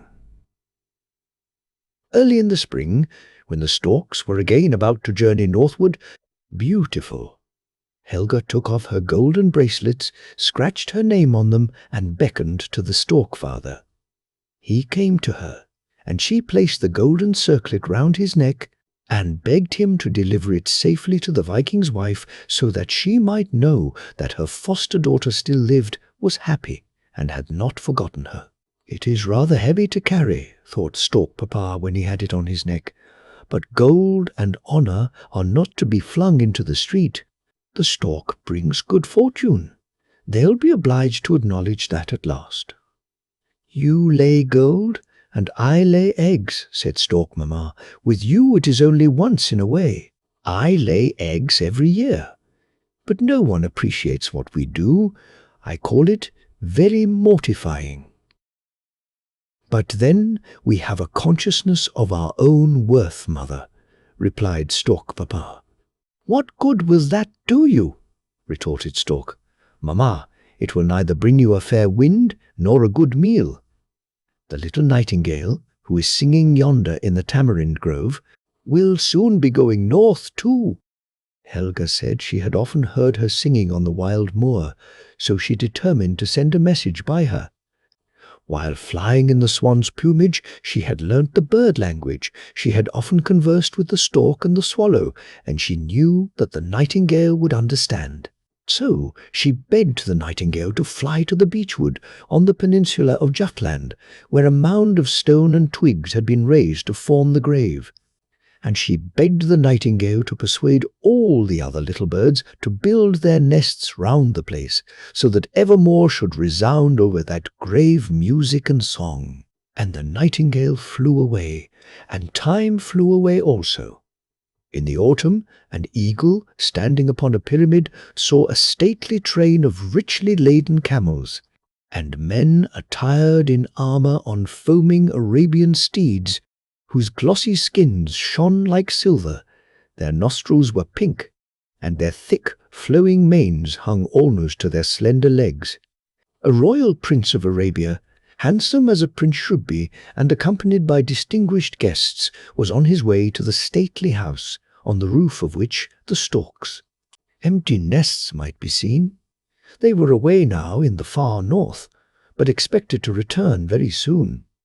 And, indeed, they returned on a day that was rich in joy and gladness.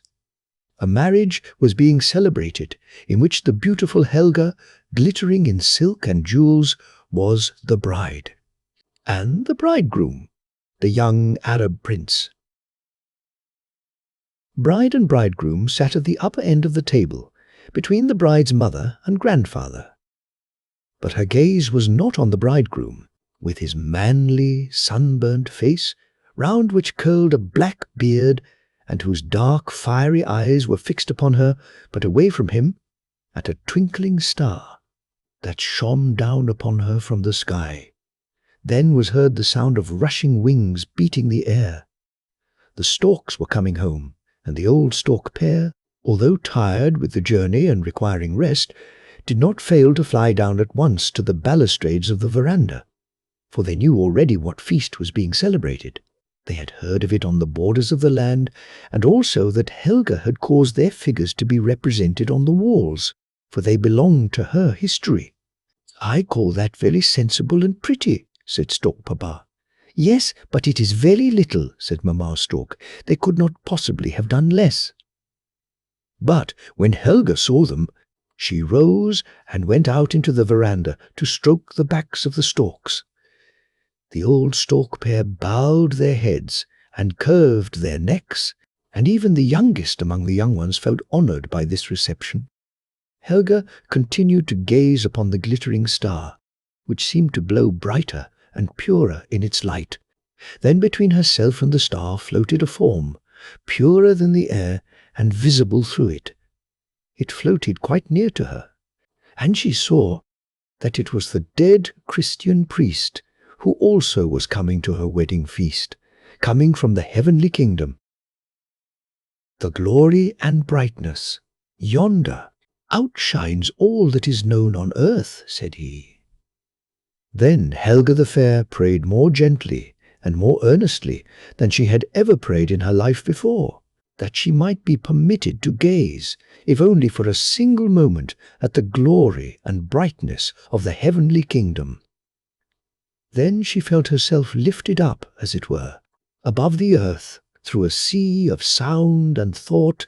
Not only around her, but within her, was there light and song, such as words cannot express.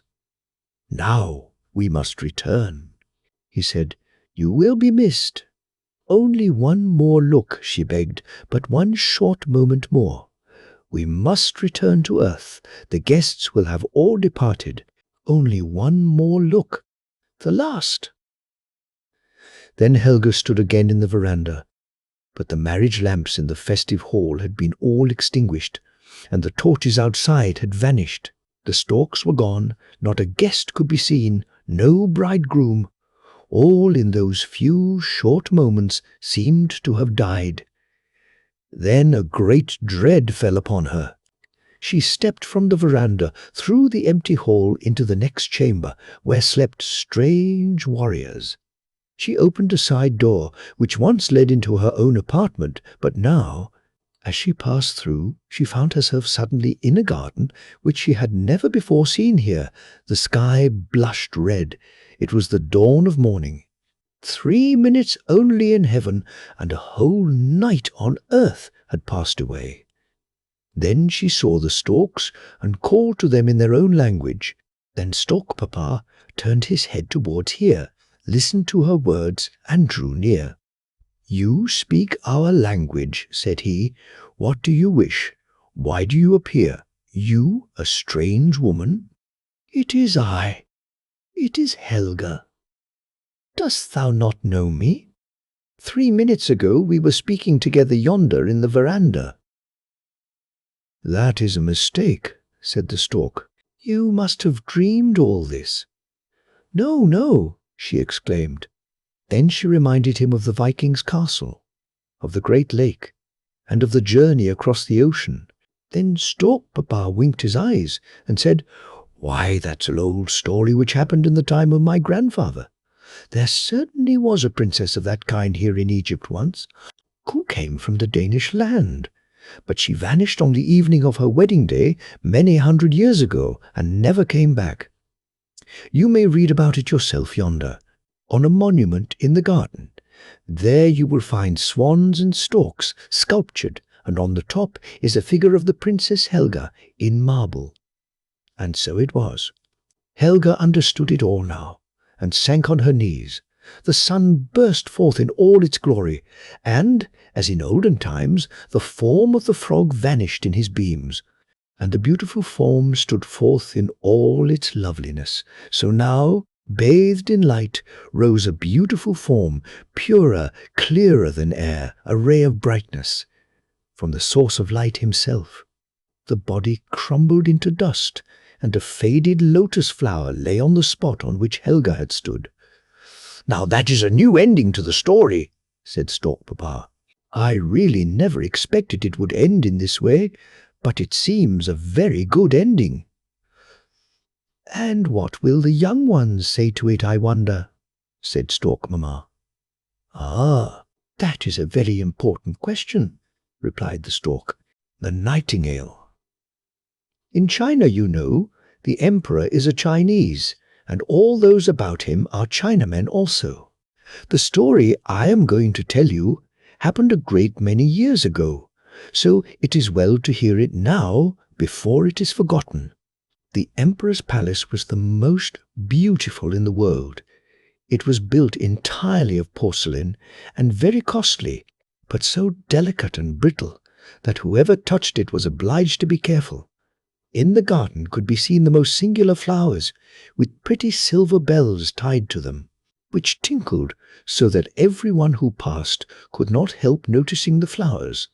Indeed, everything in the emperor's garden was remarkable, and it extended so far that the gardener himself did not know where it ended. Those who travelled beyond its limits knew that there was a noble forest with lofty trees, sloping down to the deep blue sea, and the great ship sailed under the shadow of its branches. In one of these trees lived a nightingale, who sang so beautifully that even the poor fishermen, who had so many other things to do, would stop and listen. Sometimes, when they went at night to spread their nets, they would hear her sing and say, "Oh, is not that beautiful?" But when they returned to their fishing, they forgot the bird until the next night. Then they would hear it again and exclaim, "Oh, how beautiful is the nightingale's song!" Travellers from every country in the world came to the city of the emperor, which they admired very much, as well as the palace and gardens. But when they heard the nightingale, they all declared it to be the best of all. And the travellers, on their return home, related what they had seen and learned men, wrote books containing descriptions of the town, the palace, and the gardens. But they did not forget the nightingale, which was really the greatest wonder. And those who could write poetry composed beautiful verses about the nightingale, who lived in a forest near the deep sea. The books travelled all over the world, and some of them came into the hands of the emperor, and he sat in his golden chair, and, as he read, he nodded his approval every moment, for it pleased him to find such a beautiful description of his city, his palace, and his gardens. But when he came to the words, "The nightingale is the most beautiful of all," he exclaimed, "What is this? I know nothing of any nightingale. Is there such a bird in my empire, and even in my garden? I have never heard of it. Something, it appears, may be learnt from books." Then he called one of his lords in waiting, who was so high-bred that when any in an inferior rank to himself spoke to him or asked him a question, he would answer, "Pooh," which means nothing. There is a very wonderful bird mentioned here, called a nightingale, said the emperor. They say it is the best thing in my large kingdom. Why have I not been told of it? I have never heard the name, replied the cavalier. She has not been presented at court. It is my pleasure that she shall appear this evening, said the emperor. The whole world knows what I possess better than I do myself. I have never heard of her, said the cavalier, yet I will endeavour to find her. But where was the nightingale to be found? The nobleman went upstairs and down, through halls and passages, yet none of those whom he met had heard of the bird. So he returned to the emperor, and said that it must be a fable, invented by those who had written the book. Your Imperial Majesty, said he, cannot believe everything contained in books. Sometimes they are only fiction, or what is called the black art. But the book in which I have read this account, said the emperor, was sent to me by the great and mighty emperor of Japan, and therefore it cannot contain a falsehood. I will hear the nightingale. She must be here this evening. She has my highest favour, and if she does not come, the whole court shall be trampled upon after supper is ended. Ching! Purr! Cried the lord in waiting, and again he ran up and down stairs, through all the halls and corridors, and half the court ran with him, for they did not like the idea of being trampled upon. There was a great inquiry about this wonderful nightingale, whom all the world knew, but who was unknown to the court. At last they met with the poor little girl in the kitchen, who said, "Oh, yes, I know the nightingale quite well. Indeed, she can sing. Every evening I have permission to take home to my poor sick mother the scraps from the table. She lives down by the seashore, and as I come back I feel tired, and I sit down in the wood to rest and listen to the nightingale's song. Then the tears come into my eyes, and it is just as if my mother kissed me. "Little maiden," said the lord in waiting, "I will obtain for you constant employment in the kitchen, and you shall have permission to see the emperor dine, if you will lead us to the nightingale, for she is invited for this evening to the palace." So she went into the wood where the nightingale sang, and half the court followed her. As they went along, a cow began lowing. "Oh," said a young courtier, "now we have found her. What wonderful power for such a small creature! I have certainly heard it before." "No, that is only a cow lowing," said the little girl. "We are a long way from the place yet." Then some frogs began to croak in the marsh. "Beautiful," said the young courtier again. "Now I hear it, tinkling like little church bells." "No, those are frogs," said the little maiden, "but I think we shall soon hear her now." And presently the nightingale began to sing. "Hark, hark! There she is," said the girl. "And there she sits," she added, pointing to a little grey bird who was perched on a bough. "Is it possible?" said the lord in waiting.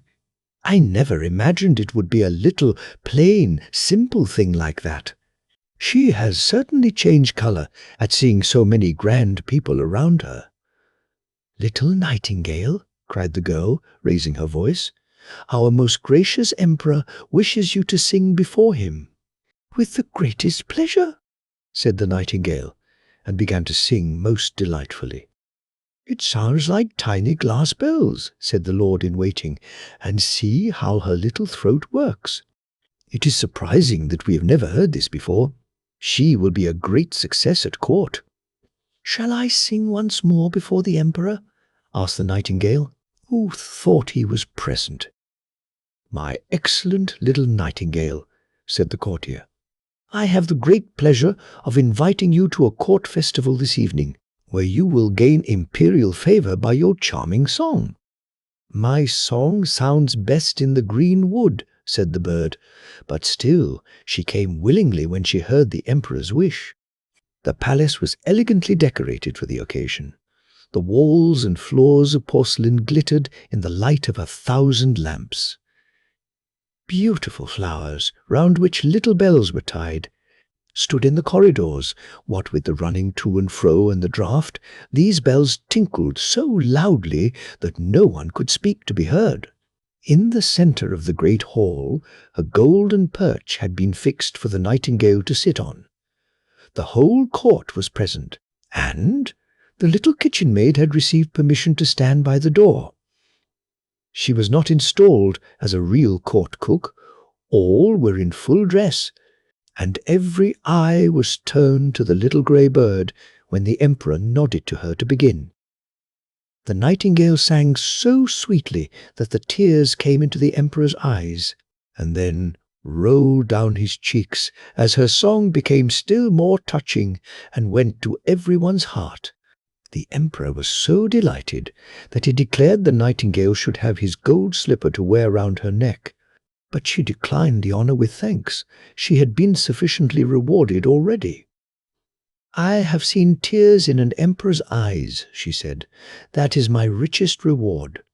An emperor's tears have wonderful power and are quite sufficient honour for me." And then she sang again more enchantingly than ever. "That singing is a lovely gift," said the ladies of the court to each other, and then they took water in their mouths to make them utter the gurgling sounds of the nightingale when they spoke to anyone, so that they might fancy themselves nightingales. And the footmen and chambermaids also expressed their satisfaction, which is saying a great deal, for they are very difficult to please.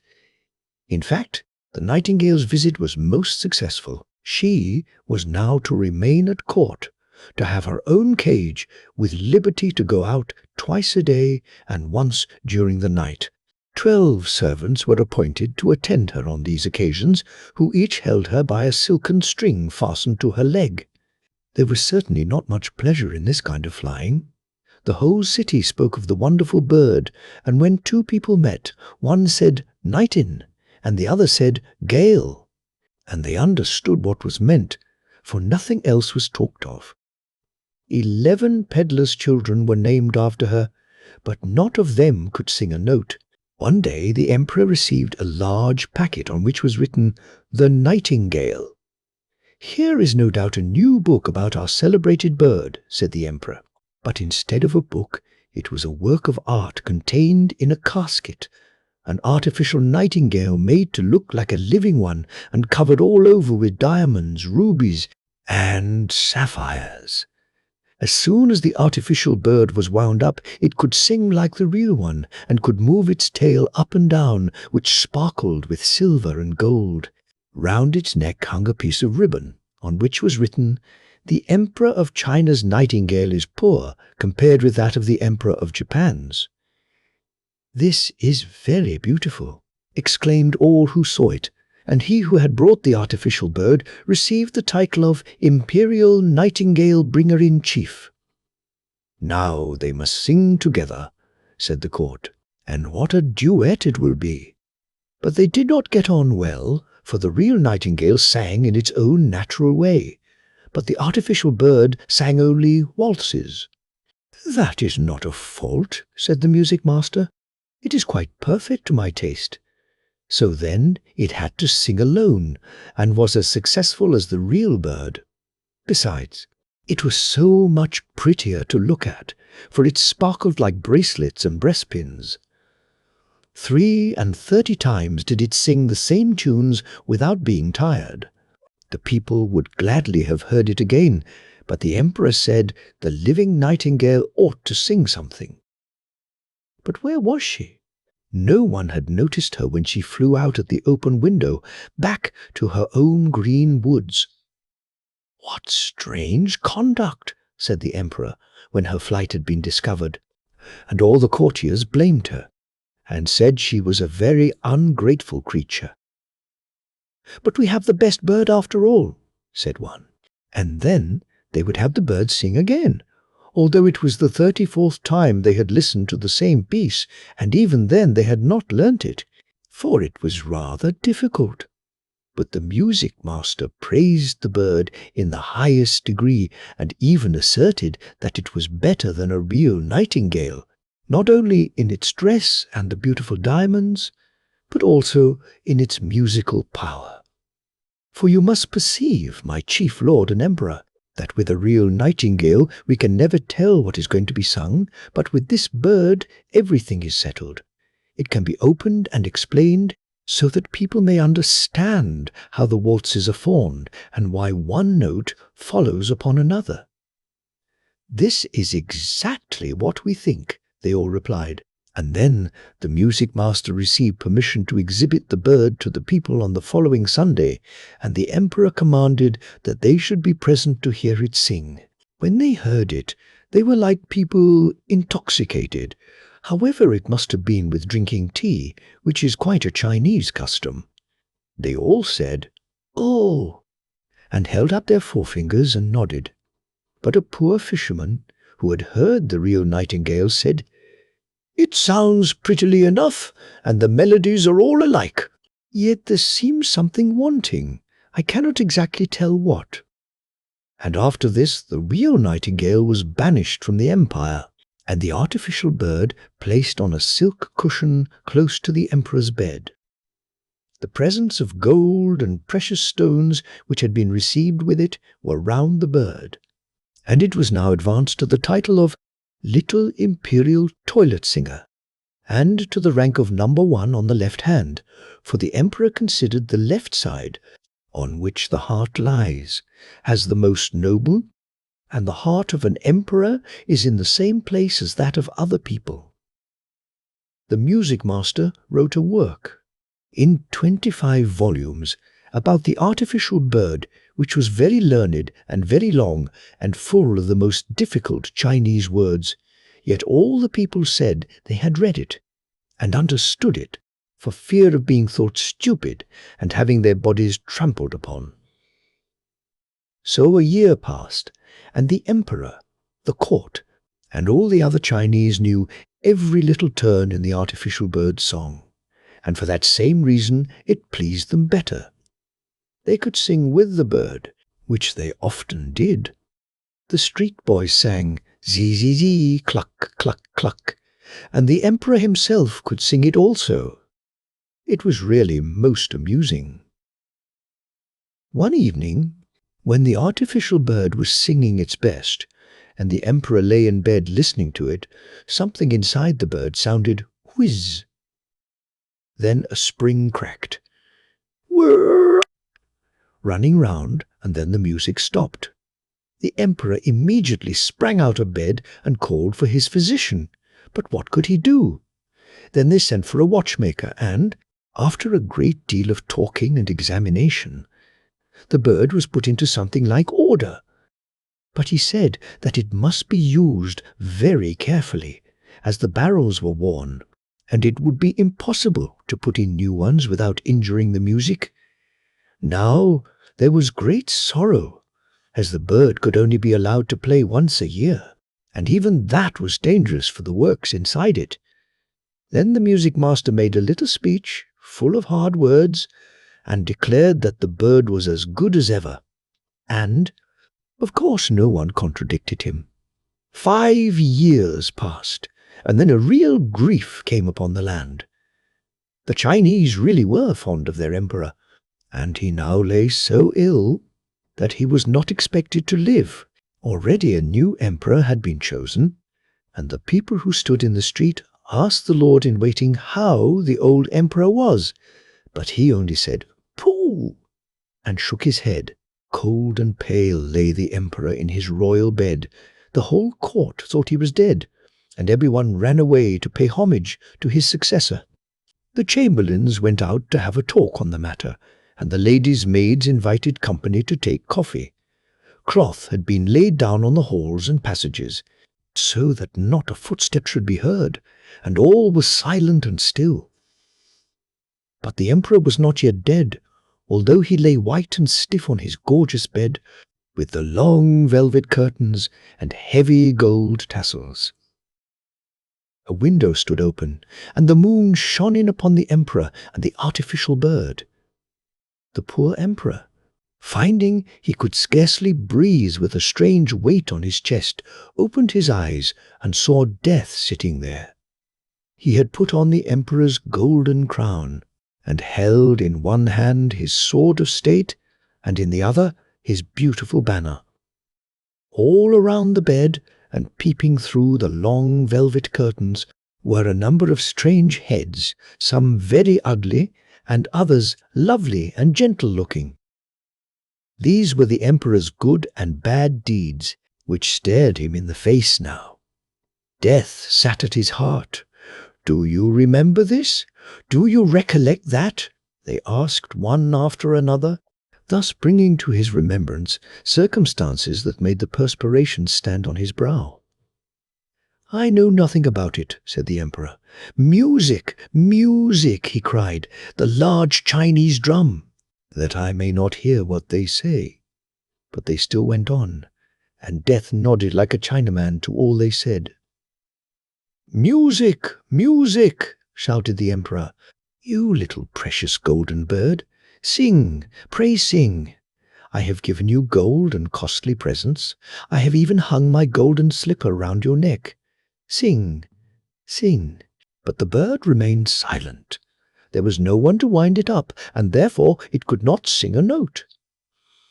Death continued to stare at the emperor with his cold, hollow eyes, and the room was fearfully still. Suddenly there came through the open window the sound of sweet music. Outside, on the bough of a tree, sat the living nightingale. She had heard of the emperor's illness, and was therefore come to sing to him of hope and trust. And as she sung, the shadows grew paler and paler. The blood in the emperor's veins flowed more rapidly, and gave life to his weak limbs, and even Death himself listened and said, "Go on, little nightingale, go on." "Then will you give me the beautiful golden sword and that rich banner? And will you give me the emperor's crown?" said the bird. So Death gave up each of these treasures for a song, and the nightingale continued her singing. She sung of the quiet churchyard where the white roses grow, where the elder tree wafts its perfume on the breeze, and the fresh, sweet grass is moistened by the mourner's tears. Then Death longed to go and see his garden, and floated out through the window in the form of a cold, white mist. "Thanks, thanks, you heavenly little bird. I know you well. I banished you from my kingdom once, and yet you have charmed away the evil faces from my bed and banished death from my heart with your sweet song. How can I reward you?" "You have already rewarded me," said the nightingale. "I shall never forget that I drew tears from your eyes the first time I sang to you. These are the jewels that rejoice a singer's heart. But now sleep, and grow strong and well again. I will sing to you again."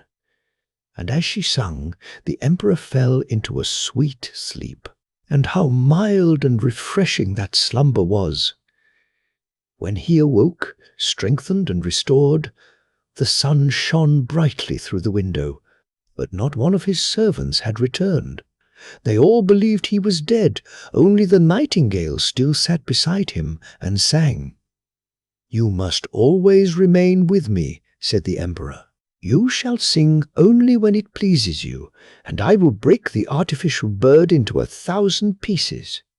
"No, do not do that," replied the nightingale. "The bird did very well as long as it could. Keep it here still. I cannot live in the palace and build my nest, but let me come when I like.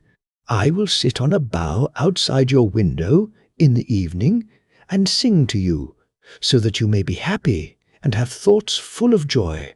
I will sing to you of those who are happy and those who suffer, of the good and the evil, who are hidden around you. The little singing bird flies far from you and your court to the home of the fisherman and the peasant's cot. I love your heart better than your crown, and yet something holy lingers round that also. I will come, I will sing to you, but you must promise me one thing." "Everything," said the emperor, who, having dressed himself in his imperial robes, stood with the hand that held the heavy golden sword pressed to his heart. "I only ask one thing," she replied. "Let no one know that you have a little bird who tells you everything. It will be best to conceal it." So saying, the nightingale flew away. The servants now came in to look after the dead emperor when, lo! there he stood, and, to their astonishment, said, "Good morning." "The old bachelor's nightcap. There is a street in Copenhagen with a very strange name.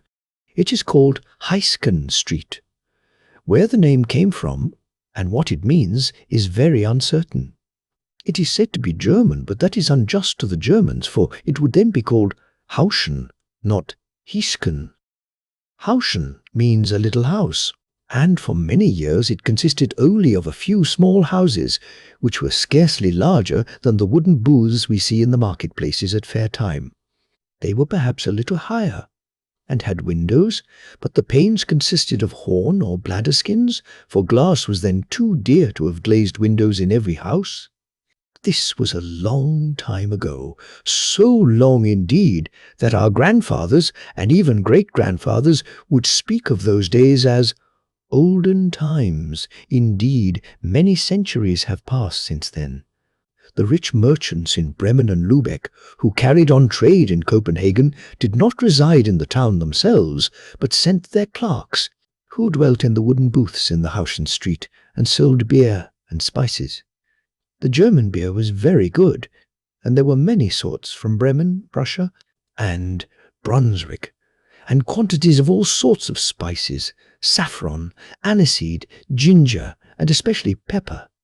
Indeed, pepper was almost the chief article sold here. So it happened at last that the German clerks in Denmark got their nickname of pepper gentry. It had been made a condition with these clerks that they should not marry, so that those who lived to be old had to take care of themselves, to attend to their own comforts, and even to light their own fires, when they had any to light. Many of them were very aged, lonely old boys with strange thoughts and eccentric habits. From this, all unmarried men who have attained a certain age are called, in Denmark, pepper gentry. And this must be remembered by all those who wish to understand the story. These pepper gentlemen, or, as they are called in England, old bachelors, are often made a butt of ridicule. They are told to put on their nightcaps, draw them over their eyes, and go to sleep.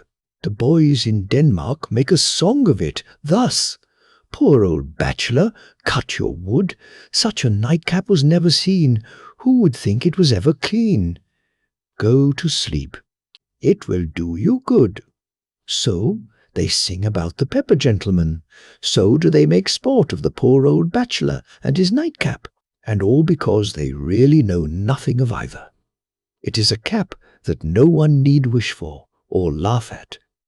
And why not? Well, we shall hear in the story.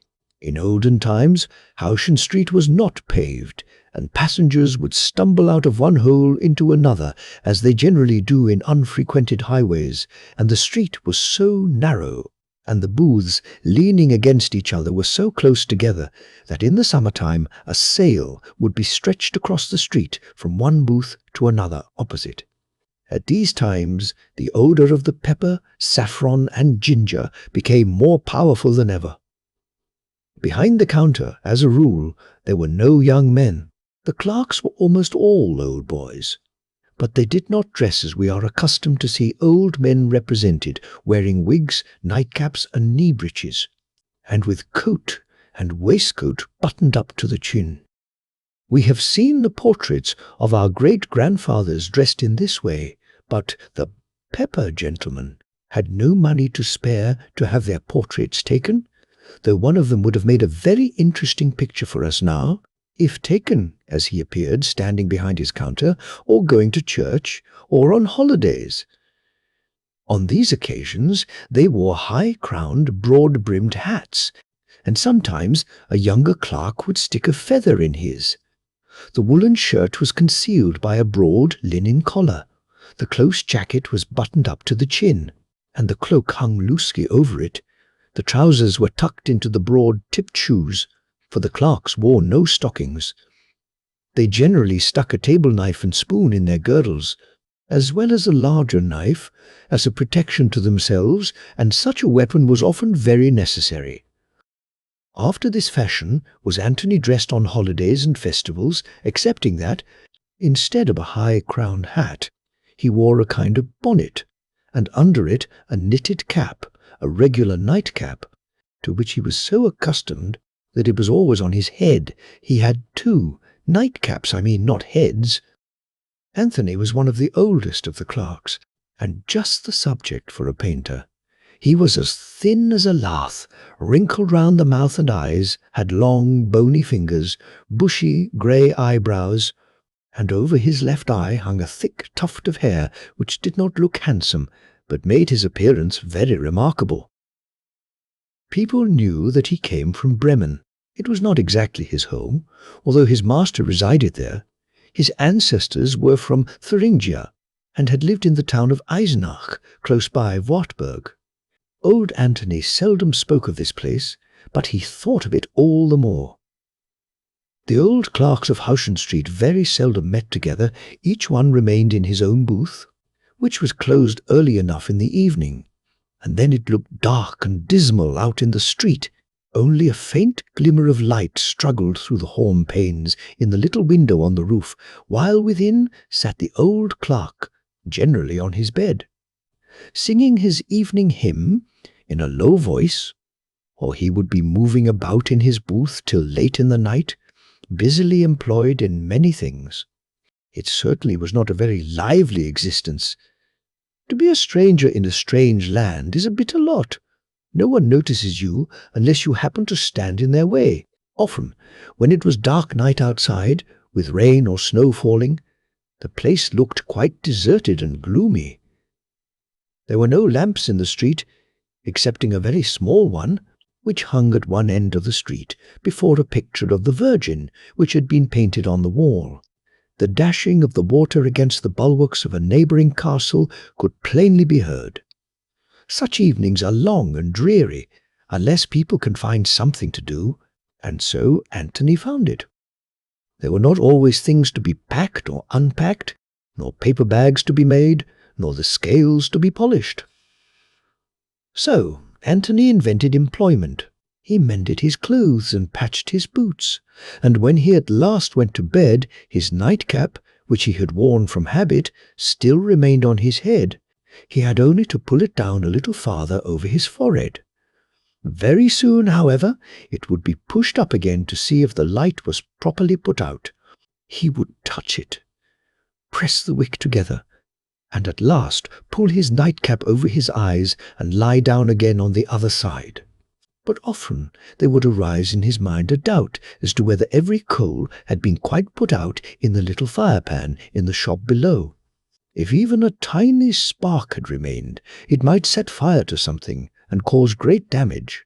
Then he would rise from his bed, creep down the ladder, for it could scarcely be called a flight of stairs, and when he reached the fire-pan, not a spark could be seen.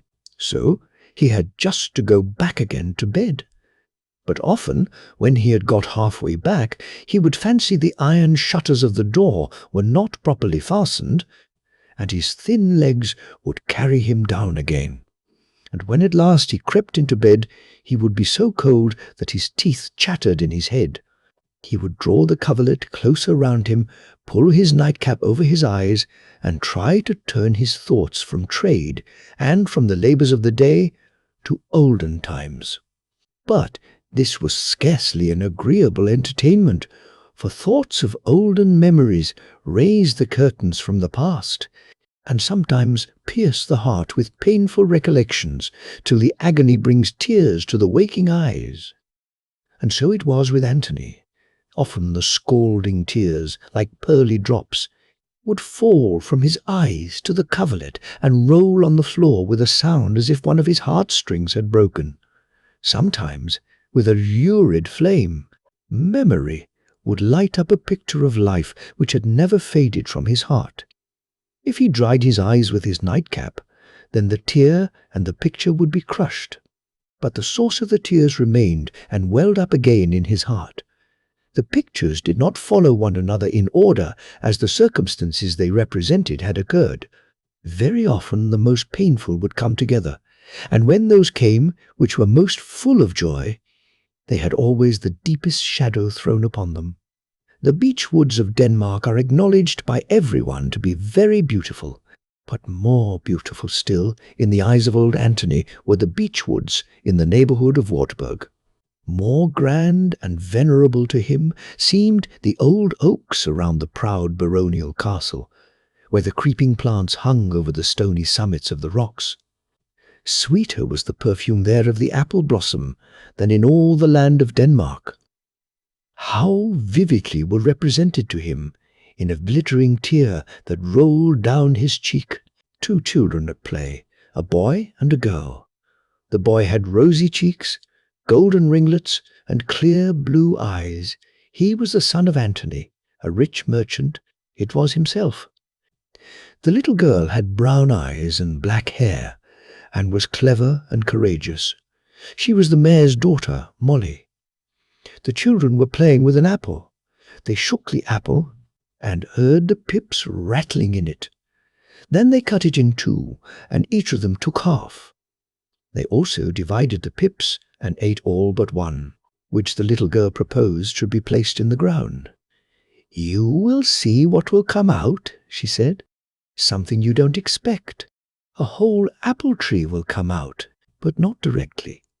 Then they got a flower pot, filled it with earth, and were soon both very busy and eager about it. The boy made a hole in the earth with his finger, and the little girl placed the pip in the hole, and then they both covered it over with earth. "Now you must not take it out tomorrow to see if it has taken root," said Molly. "No one ever should do that. I did so with my flowers, but only twice. I wanted to see if they were growing. I didn't know any better then, and the flowers all died. Little Anthony kept the flower pot, and every morning during the whole winter he looked at it, but there was nothing to be seen but black earth. At last, however, the spring came, and the sun shone warm again, and then 2 little green leaves sprouted forth in the pot. "They are Molly and me," said the boy. "How wonderful they are, and so beautiful." Very soon a 3rd leaf made its appearance. "Who does that stand for?" thought he, and then came another and another, day after day and week after week, till the plant became quite a tree. And all this about the 2 children was mirrored to old Anthony in a single tear, which could soon be wiped away and disappear, but might come again from its source in the heart of the old man. In the neighbourhood of Eisenach stretches a ridge of stony mountains, one of which has a rounded outline, and shows itself above the rest without tree, bush, or grass on its barren summits. It is called the Venus Mountain, and a story goes that the Lady Venus, one of the heathen goddesses, keeps house there. She is also called Lady Halle, as every child round Eisenach well knows. She it was who enticed the noble knight Tannhauser the minstrel from the circle of singers at Wartburg into her mountain. Little Molly and Antony often stood by this mountain, and one day Molly said, "Do you dare to knock and say, 'Lady Halle, Lady Halle, open the door, Tannhauser is here'?" But Antony did not dare. Molly, however, did, though she only said the words, "Lady Halle, Lady Halle," loudly and distinctly. The rest she muttered so much under her breath that Antony felt certain she had really said nothing, and yet she looked quite bold and saucy, just as she did sometimes when she was in the garden with a number of other little girls. They would all stand round him together and want to kiss him, because he did not like to be kissed, and push them away. Then Molly was the only one who dared to resist him. "I may kiss him," she would say proudly. As she threw her arms round his neck, she was vain of her power over Antony, for he would submit quietly and think nothing of it. Molly was very charming, but rather bold, and how she did tease! They said Lady Halle was beautiful, but her beauty was that of a tempting fiend. Saint Elizabeth, the tuteless saint of the land, the pious princess of Thuringia, whose good deeds have been immortalized in so many places through stories and legends, had greater beauty and more real grace. Her picture hung in the chapel, surrounded by silver lamps, but it did not in the least resemble Molly. The apple tree, which the 2 children had planted, grew year after year, till it became so large that it had to be transplanted into the garden, where the dew fell and the sun shone warmly. And there it increased in strength so much as to be able to withstand the cold of winter. And after passing through the severe weather, it seemed to put forth its blossoms in spring for very joy that the cold season had gone. In autumn it produced 2 apples, one for Molly and one for Antony. It could not well do less. The tree after this grew very rapidly, and Molly grew with the tree. She was as fresh as an apple blossom, but Antony was not to behold this flower for long. All things change. Molly's father left his old home, and Molly went with him far away. In our time, it would be only a journey of a few hours, but then it took more than a day and a night to travel so far eastward from Eisenbach to a town still called Weimar, on the borders of Thuringia, and Molly and Antony both wept. But these tears all flowed together into one tear which had the rosy shimmer of joy. Molly had told him that she loved him more than all the splendours of Weimar.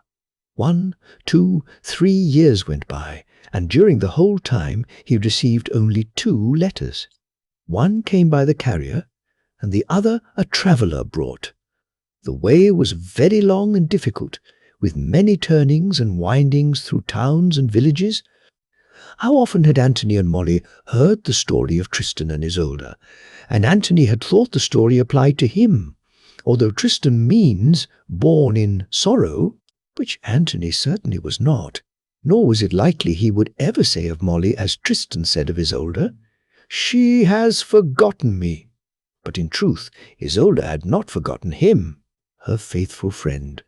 And when both were laid in their graves, one on each side of the church, the linden trees that grew by each grave spread over the roof, and, bending towards each other, mingled their blossoms together. Anthony thought it a very beautiful but mournful story, yet he never feared anything so sad would happen to him and Molly as he passed the spot, whistling the air of a song composed by the minstrel Walter, called The Willow Bird, beginning, "Under the linden trees, out on the heath, one stanza pleased him exceedingly.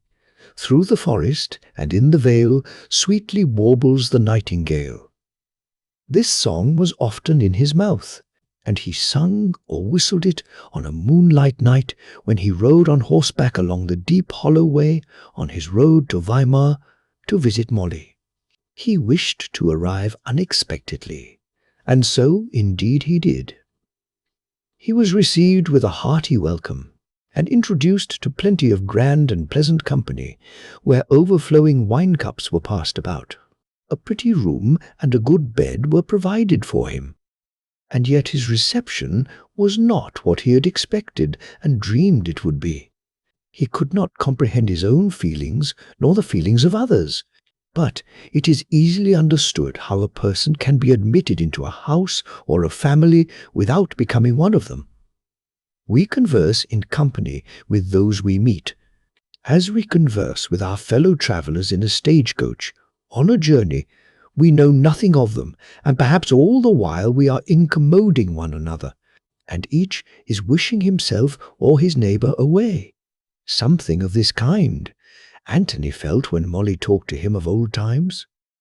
"I am a straightforward girl," she said, "and I will tell you myself how it is.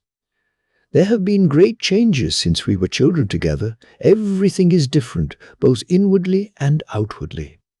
We cannot control our wills, nor the feelings of our hearts, by the force of custom. Antony, I would not, for the world, make an enemy of you when I am far away. Believe me, I entertain for you the kindest wishes in my heart, but to feel for you what I now know can be felt for another man, can never be. You must try and reconcile yourself to this. Farewell, Antony." Antony also said, "Farewell." Not a tear came into his eye. He felt he was no longer Molly's friend. Hot iron and cold iron alike take the skin from our lips, and we feel the same sensation if we kiss either. And Antony's kiss was now the kiss of hatred, as it had once been the kiss of love. Within 24 hours, Antony was back again to Eisenach, though the horse that he rode was entirely ruined. "What matters it?" said he. "I am ruined also. I will destroy everything that can remind me of her, or of Lady Halley, or Lady Venus, the heathen woman. I will break down the apple tree and tear it up by the roots. Never more shall it blossom or bear fruit." The apple tree was not broken down, for Antony himself was struck with a fever, which caused him to break down and confined him to his bed. But something occurred to raise him up again. What was it? A medicine was offered to him, which he was obliged to take, a bitter remedy, at which the sick body and the oppressed spirit alike shuddered. Antony's father lost all his property, and, from being known as one of the richest merchants, he became very poor. Dark days, heavy trials, with poverty at the door, came rolling into the house upon them like the waves of the sea. Sorrow and suffering deprived Antony's father of his strength, so that he had something else to think of besides nursing his love sorrows and his anger against Molly. He had to take his father's place, to give orders, to act with energy, to help, and, at last, to go out into the world and earn his bread. Antony went to Bremen, and there he learnt what poverty and hard living really were. These things often harden the character, but sometimes soften the heart, even too much. How different the world and the people in it appeared to Antony now, to what he had thought in his childhood, what to him were the minstrel's songs. An echo of the past, sounds long vanished. At times he would think in this way, yet again and again the songs would sound in his soul, and his heart become gentle and pious. "God's will is the best," he would then say. "It was well that I was not allowed to keep my power over Molly's heart, and that she did not remain true to me.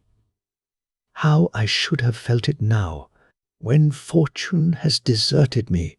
She left me before she knew of the change in my circumstances, or had a thought of what was before me.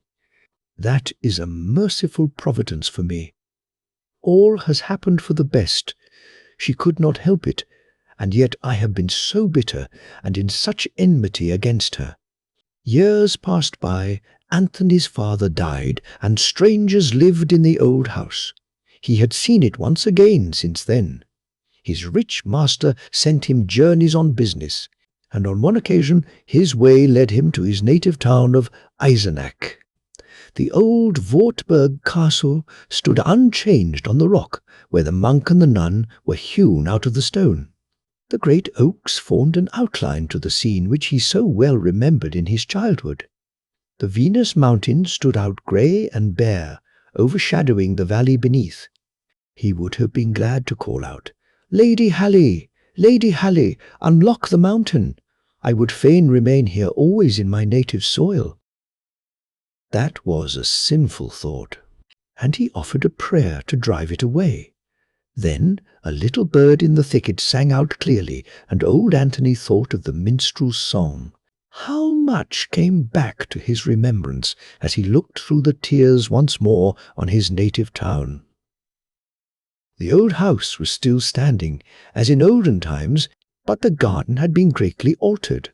A pathway led through a portion of the ground, and outside the garden, and beyond the path, stood the old apple tree, which he had not broken down, although he talked of doing so in his trouble. The sun still threw its rays upon the tree, and the refreshing dew fell upon it as of old, and it was so overloaded with fruit that the branches bent towards the earth with the weight. "That flourishes still," said he, as he gazed. One of the branches of the tree had, however, been broken. Mischievous hands must have done this in passing, for the tree now stood in a public thoroughfare. "The blossoms are often plucked," said Antony. "The fruit is stolen and the branches broken without a thankful thought of their profusion and beauty." It might be said of a tree, as it has been said of some men. It was not predicted at his cradle that he should come to this. How brightly began the history of this tree! And what is it now? Forsaken and forgotten, in a garden by a hedge in a field, and close to a public road. There it stands, unsheltered, plundered, and broken.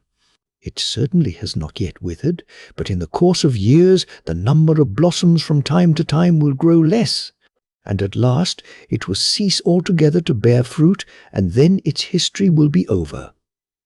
Such were Antony's thoughts as he stood under the tree, and during many a long night, as he lay in his lonely chamber in the wooden house in Hausen Street, Copenhagen, in the foreign land, to which the rich merchant of Bremen, his employer, had sent him on condition that he should never marry. Marry! Ha, ha, ha! And he laughed bitterly to himself at the thought. Winter one year set in early, and it was freezing hard. Without, a snowstorm made everyone remain at home who could do so. Thus it happened that Antony's neighbours, who lived opposite to him, did not notice that his house remained unopened for 2 days, and that he had not showed himself during that time, for who would go out in such weather unless he were obliged to do so? They were grey, gloomy days, and in the house whose windows were not glass, twilight and dark nights reigned in turns. During these 2 days, old Antony had not left his bed. He had not the strength to do so. The bitter weather had for some time affected his limbs.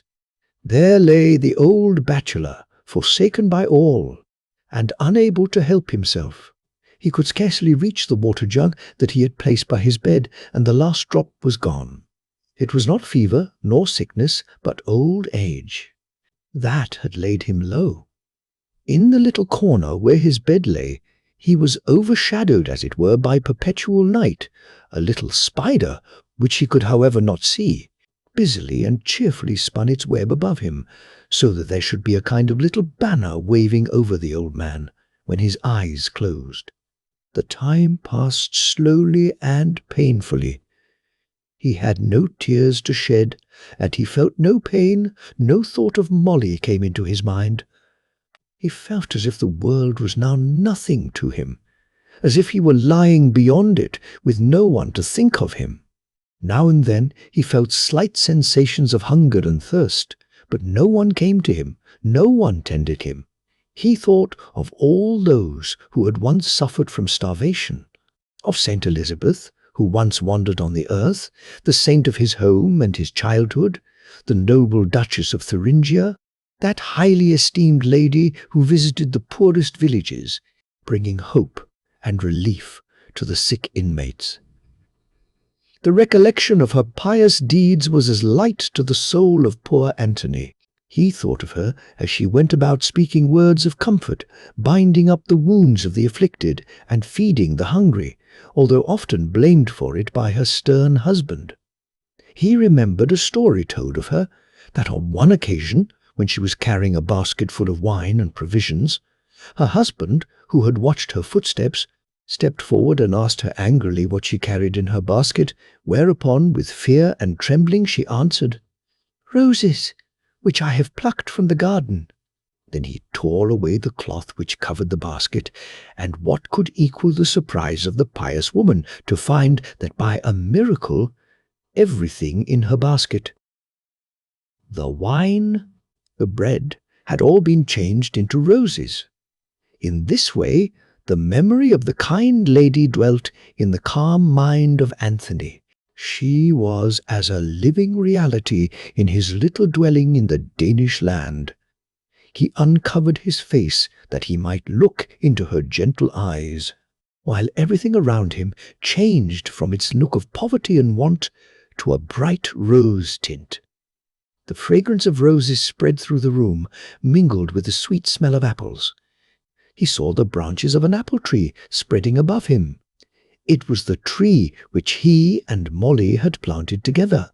The fragrant leaves of the tree fell upon him and cooled his burning brow. Upon his parched lips they seemed like refreshing bread and wine, and as they rested on his breast, a peaceful calm stole over him, and he felt inclined to sleep. "I shall sleep now," he whispered to himself. "Sleep will do me good. In the morning I shall be upon my feet again, strong and well. Glorious, wonderful. That apple tree, planted in love, now appears before me in heavenly beauty." And he slept. The following day, the third day during which his house had been closed, the snowstorm ceased. Then his opposite neighbour stepped over to the house in which old Antony lived, for he had not yet showed himself. There he lay stretched on his bed, dead, with his old nightcap tightly clasped in his 2 hands. The nightcap, however, was not placed on his head in his coffin. He had a clean white one on then. Where now were the tears he had shed? What had become of those wonderful pearls? They were in the nightcap still. Such tears as these cannot be washed out, even when the nightcap is forgotten. The old thoughts and dreams of a bachelor's nightcap still remain. Never wish for such a nightcap. It would make your forehead hot, cause your pulse to beat with agitation, and conjure up dreams which would appear realities. The first who wore old Antony's cap felt the truth of this, though it was half a century afterwards. That man was the mayor himself, who had already made a comfortable home for his wife and 11 children by his industry. The moment he put the cap on, he dreamed of unfortunate love, of bankruptcy, and of dark days. "Halloo! How the nightcap burns!" he exclaimed as he tore it from his bead. Then a pearl rolled out, and then another, and another, and they glittered and sounded as they fell. What can this be? Is it paralysis or something dazzling my eyes? They were the tears which old Antony had shed half a century before. To everyone who afterwards put this cap on his head came visions and dreams which agitated him not a little. His own history was changed into that of Anthony, till it became quite a story, and many stories might be made by others, so we will leave them to relate their own. We have told the first, and our last word is, don't wish for a bachelor's nightcap. The Old Church. Bell. In the country of Württemberg in Germany, where the acacias grow by the public road, where the apple trees and the pear trees in autumn bend to the earth with the weight of the precious fruit, lies the little town of Marbach. As is often the case with many of these towns, it is charmingly situated on the banks of the river Neckar, which rushes rapidly by, passing villages, old knights' castles, and green vineyards till its waters mingle with those of the stately Rhine. It was late in the autumn. The vine leaves still hung upon the branches of the vines, but they were already tinted with red and gold. Heavy showers fell on the surrounding country, and the cold autumn wind blew sharp and strong. It was not at all pleasant weather for the poor. The days grew shorter and more gloomy, and, dark as it was out of doors in the open air, it was still darker within the small, old-fashioned houses of the village. The gable end of one of these houses faced the street, and with its small, narrow windows presented a very mean appearance. The family who dwelt in it were also very poor and humble, but they treasured the fear of God in their innermost hearts. And now he was about to send them a child. It was the hour of the mother's sorrow, when there pealed forth from the church tower the sound of festive bells. In that solemn hour, the sweet and joyous chiming filled the hearts of those in the humble dwelling with thankfulness and trust. And when, amidst these joyous sounds, a little son was born to them, the words of prayer and praise arose from their overflowing hearts, and their happiness seemed to ring out over town and country in the liquid tones of the church bell's chime. The little one, with its bright eyes and golden hair, had been welcomed joyously on that dark November day. Its parents kissed it lovingly, and the father wrote these words in the Bible. On the 10th of November, 1759, God sent us a son. And a short time after, when the child had been baptized, the names he had received were added: John Christopher Frederick. And what became of the little lad, the poor boy of the humble town of Marbach? Ah, indeed, there was no one who thought or supposed, not even the old church bell, which had been the first to sound and chime for him, that he would be the first to sing the beautiful song of the bell. The boy grew apace, and the world advanced with him. While he was yet a child, his parents removed from Marbach and went to reside in another town, but their dearest friends remained behind at Marbach, and therefore sometimes the mother and her son would start on a fine day to pay a visit to the little town. The boy was at this time about 6 years old, and already knew a great many stories out of the Bible, and several religious psalms.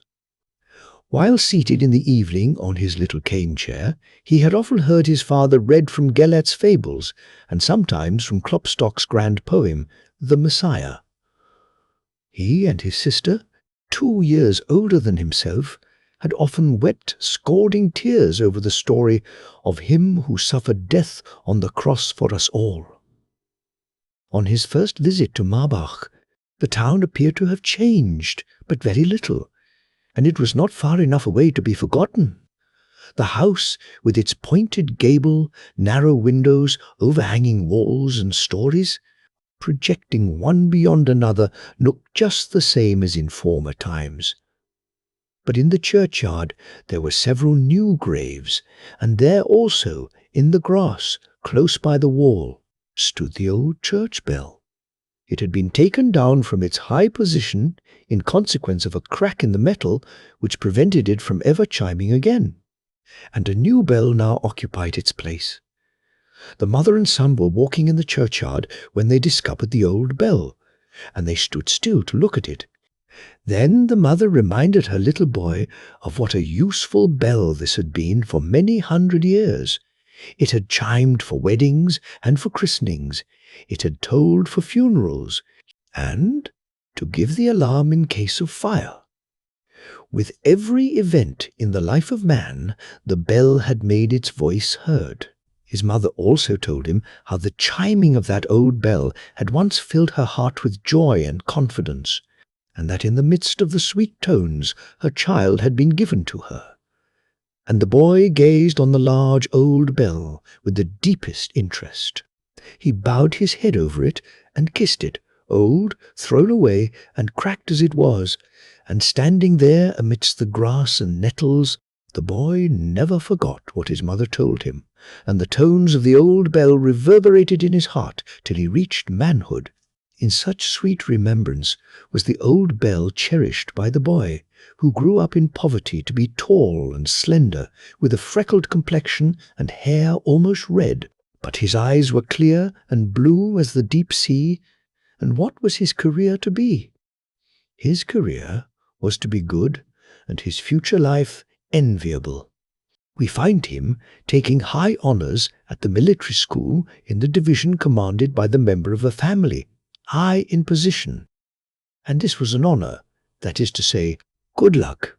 He wore gaiters, stiff collars, and powdered hair, and by this he was recognized, and, indeed, he might be known by the word of command: march, halt, front. The old church bell had long been quite forgotten, and no one imagined it would ever again be sent to the melting furnace to make it as it was before. No one could possibly have foretold this. Equally impossible would it have been to believe that the tones of the old bell still echoed in the heart of the boy from Marbach, or that one day they would ring out loud enough and strong enough to be heard all over the world. They had already been heard in the narrow space behind the school wall, even above the deafening sounds of march, halt, front. They had chimed so loudly in the heart of the youngster that he had sung them to his companions, and their tones resounded to the very borders of the country. He was not a free scholar in the military school, neither was he provided with clothes or food, but he had his number, and his own peg, for everything here was ordered like clockwork, which we all know is of the greatest utility. People get on so much better together when their position and duties are understood. It is by pressure that a jewel is stamped. The pressure of regularity and discipline here stamped the jewel, which in the future the world so well knew. In the chief town of the province a great festival was being celebrated. The light streamed forth from thousands of lamps, and the rockets shot upwards towards the sky, filling the air with showers of coloured, fiery sparks. A record of this bright display will live in the memory of man, for through it the pupil in the military school was in tears and sorrow. He had dared to attempt to reach foreign territories unnoticed, and must therefore give up fatherland, mother, his dearest friends, all, or sink down into the stream of common life. The old church bell had still some comfort. It stood in the shelter of the church wall in Marbach, once so elevated, now quite forgotten.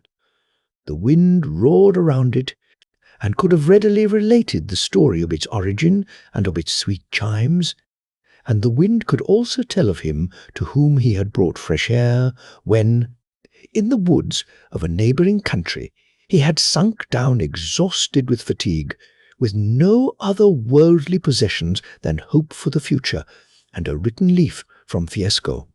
The wind could have told that his only protector was an artist who, by reading each leaf to him, made it plain, and that they amused themselves by playing at 9 pins together.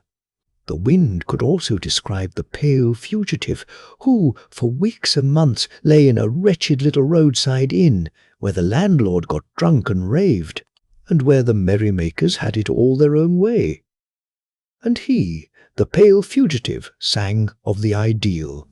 For many heavy days and dark nights, the heart must suffer to enable it to endure trial and temptation. Yet, amidst it all, would the minstrel sing.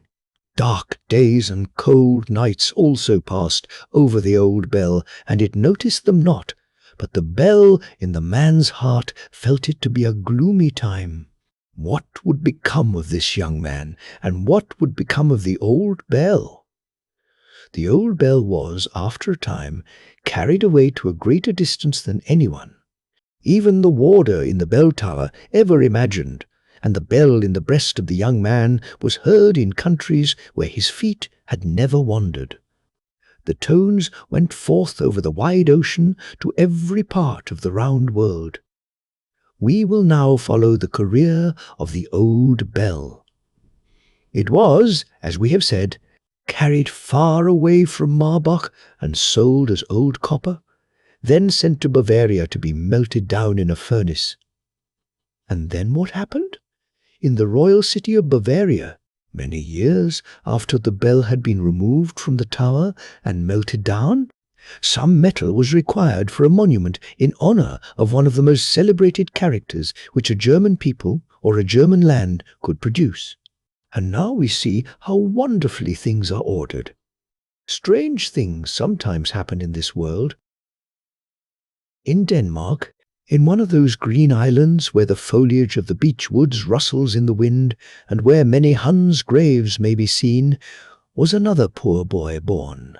He wore wooden shoes, and when his father worked in a shipyard, the boy, wrapped up in an old, worn-out shawl, carried his dinner to him every day. This poor child was now the pride of his country, for the sculptured marble, the work of his hands, had astonished the world. To him was offered the honor of forming from the clay a model of the figure of him whose name, John Christopher Frederick, had been written by his father in the Bible. The bust was cast in bronze, and part of the metal used for this purpose was the old church bell, whose tones had died away from the memory of those at home and elsewhere. The metal, glowing with heat, flowed into the mould, and formed the head and bust of the statue which was unveiled in the square in front of the old castle. The statue represented in living, breathing reality the form of him who was born in poverty, the boy from Marbach, the pupil of the military school, the fugitive who struggled against poverty and oppression from the outer world, Germany's great and immortal poet, who sung of Switzerland's deliverer, William Tell, and of the heaven-inspired Maid of Orleans. It was a beautiful sunny day. Flags were waving from tower and roof in Royal Stuttgart, and the church bells were ringing a joyous peal. One bell was silent, but it was illuminated by the bright sunshine which streamed from the head and bust of the renowned figure of which it formed a part. On this day, just 100 years had passed since the day on which the chiming of the old church bell at Marbach had filled the mother's heart with trust and joy, the day on which her child was born in poverty, and in a humble home, the same who, in after years, became rich, became the noble woman-hearted poet, a blessing to the world. The glorious, the sublime, the immortal bard, John Christopher Frederick Schiller, the old grave. Stone. In a house with a large courtyard in a provincial town, at that time of the year in which people say the evenings are growing longer, a family circle were gathered together at their old home. A lamp burned on the table, although the weather was mild and warm, and the long curtains hung down before the open windows, and without the moon shone brightly in the dark blue sky. But they were not talking of the moon, but of a large, old stone that lay below in the courtyard, not very far from the kitchen door. The maids often laid the clean copper saucepans and kitchen vessels on this stone, that they might dry in the sun, and the children were fond of playing on it. It was, in fact, an old gravestone. "Yes," said the master of the house, "I believe the stone came from the graveyard of the old church of the convent, which was pulled down, and the pulpit, the monuments, and the gravestones sold. My father bought the latter. Most of them were cut in two and used for paving stones, but that one stone was preserved whole and laid in the courtyard. Anyone can see that it is a gravestone," said the eldest of the children. "The representation of an hourglass and part of the figure of an angel can still be traced, but the inscription beneath is quite worn out, excepting the name Preben, and a large close by it, and a little farther down the name of Martha can be easily read. But nothing more, and even that cannot be seen unless it has been raining or when we have washed the stone." "Dear me, how singular! Why, that must be the gravestone of Preben Schwein and his wife." The old man who said this looked old enough to be the grandfather of all present in the room. "Yes," he continued, "these people were among the last who were buried in the churchyard of the old convent. They were a very worthy old couple. I can remember them well in the days of my boyhood. Everyone knew them, and they were esteemed by all. They were the oldest residents in the town, and people said they possessed a ton of gold. Yet they were always very plainly dressed in the coarsest stuff, but with linen of the purest whiteness. Preben and Martha were a fine old couple, and when they both sat on the bench at the top of the steep stone steps in front of their house, with the branches of the linden tree waving above them, and nodded in a gentle, friendly way to passers-by, it really made one feel quite happy. They were very good to the poor. They fed them and clothed them, and in their benevolence there was judgment as well as true Christianity. The old woman died first. That day is still quite vividly before my eyes. I was a little boy, and had accompanied my father to the old man's house. Martha had fallen into the sleep of death just as we arrived there. The corpse lay in a bedroom near to the one in which we sat, and the old man was in great distress and weeping like a child. He spoke to my father and to a few neighbors who were there of how lonely he should feel. Now she was gone, and how good and true she, his dead wife, had been during the number of years that they had passed through life together, and how they had become acquainted and learnt to love each other.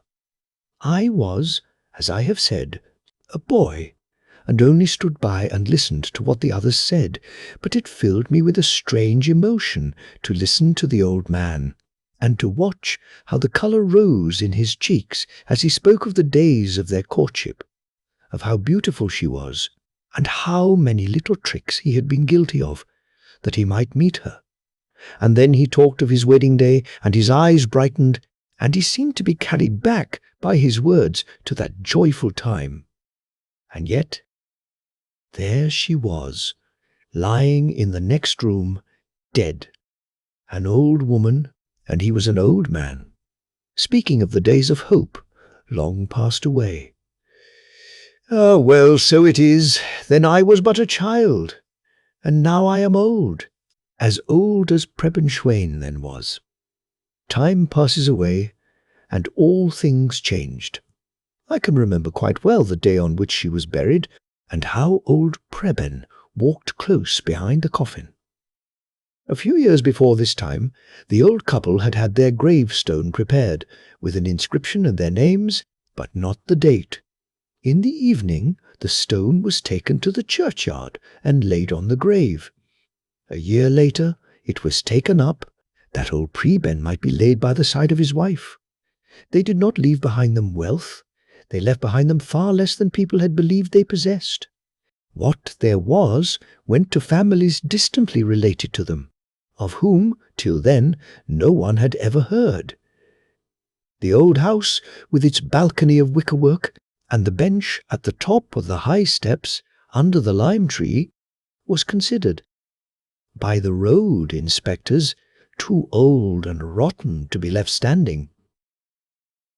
Afterwards, when the same fate befell the convent church and the graveyard was destroyed, the gravestone of Preben and Martha, like everything else, was sold to whoever would buy it.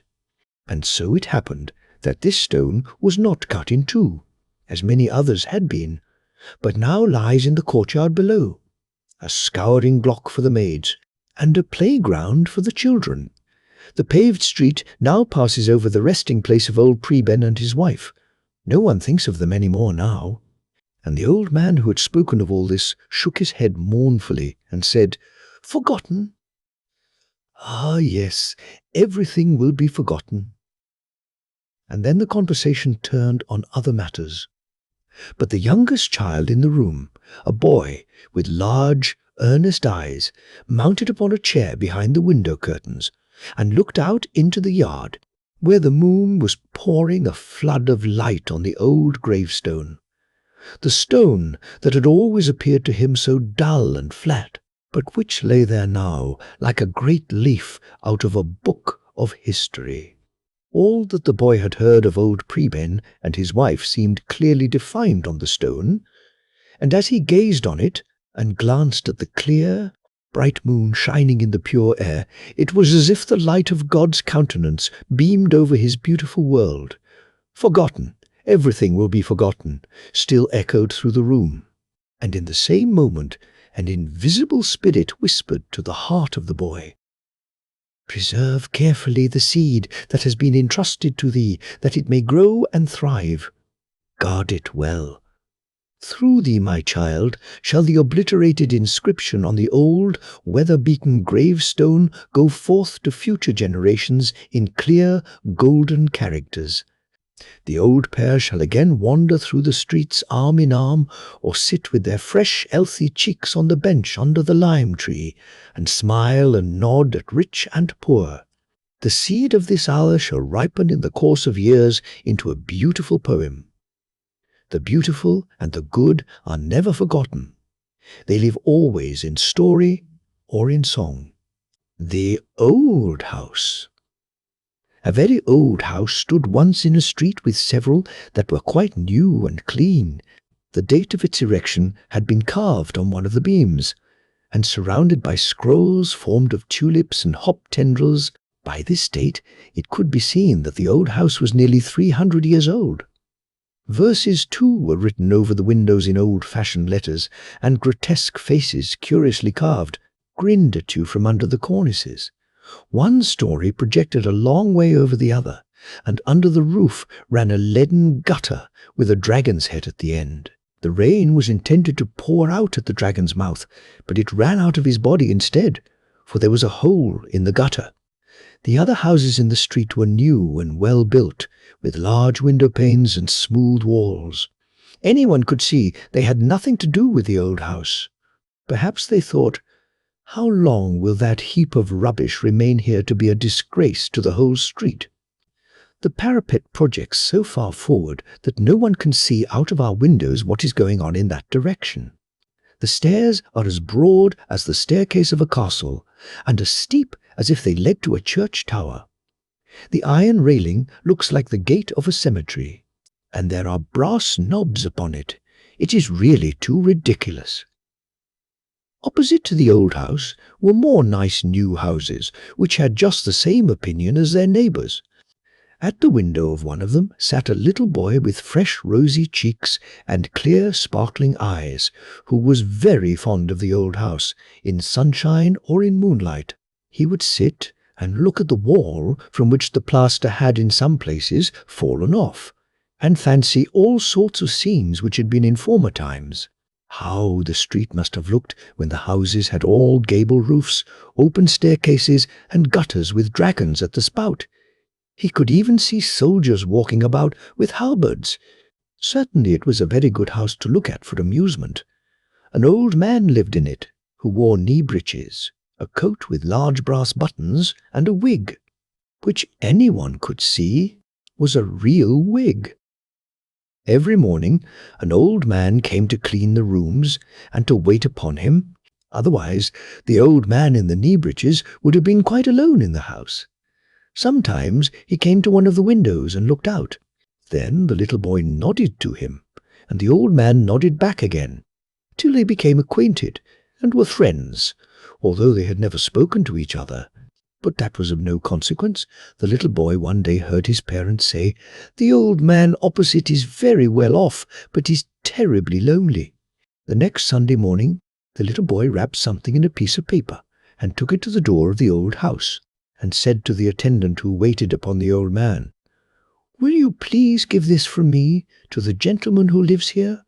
I have 2 tin soldiers, and this is one of them, and he shall have it, because I know he is terribly lonely." And the old attendant nodded and looked very pleased, and then he carried the tin soldier into the house. Afterwards he was sent over to ask the little boy if he would not like to pay a visit himself. His parents gave him permission, and so it was that he gained admission to the old house. The brassy knobs on the railings shone more brightly than ever, as if they had been polished on account of his visit, and on the door were carved trumpeters standing in tulips, and it seemed as if they were blowing with all their might. Their cheeks were so puffed out. "Tun-ta-ra-ra-ra, the little boy is coming. Tun-ta-ra-ra-ra, the little boy is coming." Then the door opened. All round the hall hung old portraits of knights in armour and ladies in silk gowns, and the armour rattled, and the silk dresses rustled. Then came a staircase which went up a long way, and then came down a little way and led to a balcony which was in a very ruinous state. There were large holes and long cracks, out of which grew grass and leaves, indeed the whole balcony, the courtyard, and the walls were so overgrown with green that they looked like a garden. In the balcony stood flower pots, on which were heads having asses' ears, but the flowers in them grew just as they pleased. In one pot pinks were growing all over the sides, at least the green leaves were shooting forth stalk and stem, and saying as plainly as they could speak, "The air has fanned me, the sun has kissed me, and I am promised a little flower for next Sunday, really for next Sunday." Then they entered a room in which the walls were covered with leather, and the leather had golden flowers stamped upon it. "Gilding will fade in damp weather, to endure." "There is nothing like leather," said the walls. Chairs handsomely carved, with elbows on each side, and with very high backs, stood in the room, and as they creaked they seemed to say, "Sit down. Oh dear, how I am creaking. I shall certainly have the gout like the old cupboard. Gout in my back. Ugh." And then the little boy entered the room where the old man sat. "Thank you for the tin soldier, my little friend," said the old man, "and thank you also for coming to see me." "Thanks, thanks," or "creak, creak," said all the furniture. There was so much that the pieces of furniture stood in each other's way to get a sight of the little boy. On the wall near the centre of the room hung the picture of a beautiful lady, young and gay, dressed in the fashion of the olden times, with powdered hair and a full, stiff skirt. She said neither thanks nor creak, but she looked down upon the little boy with her mild eyes, and then he said to the old man, "Where did you get that picture?" "From the shop opposite," he replied. "Many portraits hang there that none seem to trouble themselves about. The persons they represent have been dead and buried long since. But I knew this lady many years ago, and she has been dead nearly half a century." Under a glass beneath the picture hung a nosegay of withered flowers, which were no doubt half a century old too. At least they appeared so, and the pendulum of the old clock went to and fro, and the hands turned round, and as time passed on, everything in the room grew older. But no one seemed to notice it. "They say at home," said the little boy, "that you are very lonely." "Oh," replied the old man, "I have pleasant thoughts of all that has passed, recalled by memory, and now you are come to visit me, and that is very pleasant." Then he took from the bookcase a book full of pictures representing long processions of wonderful coaches, such as are never seen at the present time. Soldiers like the knave of clubs, and citizens with waving banners. The tailors had a flag with a pair of scissors supported by 2 lions, and on the shoemaker's flag there were not boots, but an eagle with 2 heads. For the shoemakers must have everything arranged so that they can say, "This is a pear." What a picture book it was! And then the old man went into another room to fetch apples and nuts. It was very pleasant, certainly, to be in that old house. "I cannot endure it," said the tin soldier, who stood on a shelf. "It is so lonely and dull here. I have been accustomed to live in a family, and I cannot get used to this life. I cannot bear it. The whole day is long enough, but the evening is longer. It is not here like it was in your house opposite, when your father and mother talked so cheerfully together, while you and all the dear children made such a delightful noise. No, it is all lonely in the old man's house.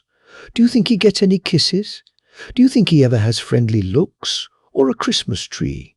He will have nothing now but the grave. Oh, I cannot bear it." "You must not look only on the sorrowful side," said the little boy. "I think everything in this house is beautiful, and all the old pleasant thoughts come back here to pay visits." "Ah, but I never see any, and I don't know them," said the tin soldier, "and I cannot bear it." "You must bear it," said the little boy. Then the old man came back with a pleasant face, and brought with him beautiful preserved fruits, as well as apples and nuts, and the little boy thought no more of the tin soldier. How happy and delighted the little boy was, and after he returned home, and while days and weeks passed, a great deal of nodding took place from one house to the other, and then the little boy went to pay another visit. The carved trumpeters blew "Tanta-ra-ra." There is the little boy, "Tanta-ra-ra." The swords and armour on the old knight's pictures rattled.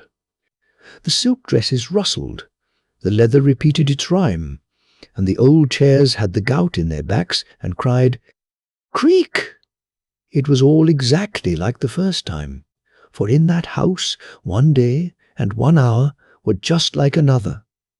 "I cannot bear it any longer," said the tin soldier. "I have wept tears of tin. It is so melancholy here. Let me go to the wars and lose an arm or a leg. That would be some change. I cannot bear it. Now I know what it is to have visits from one's old recollections, and all they bring with them. I have had visits from mine, and you may believe me, it is not altogether pleasant.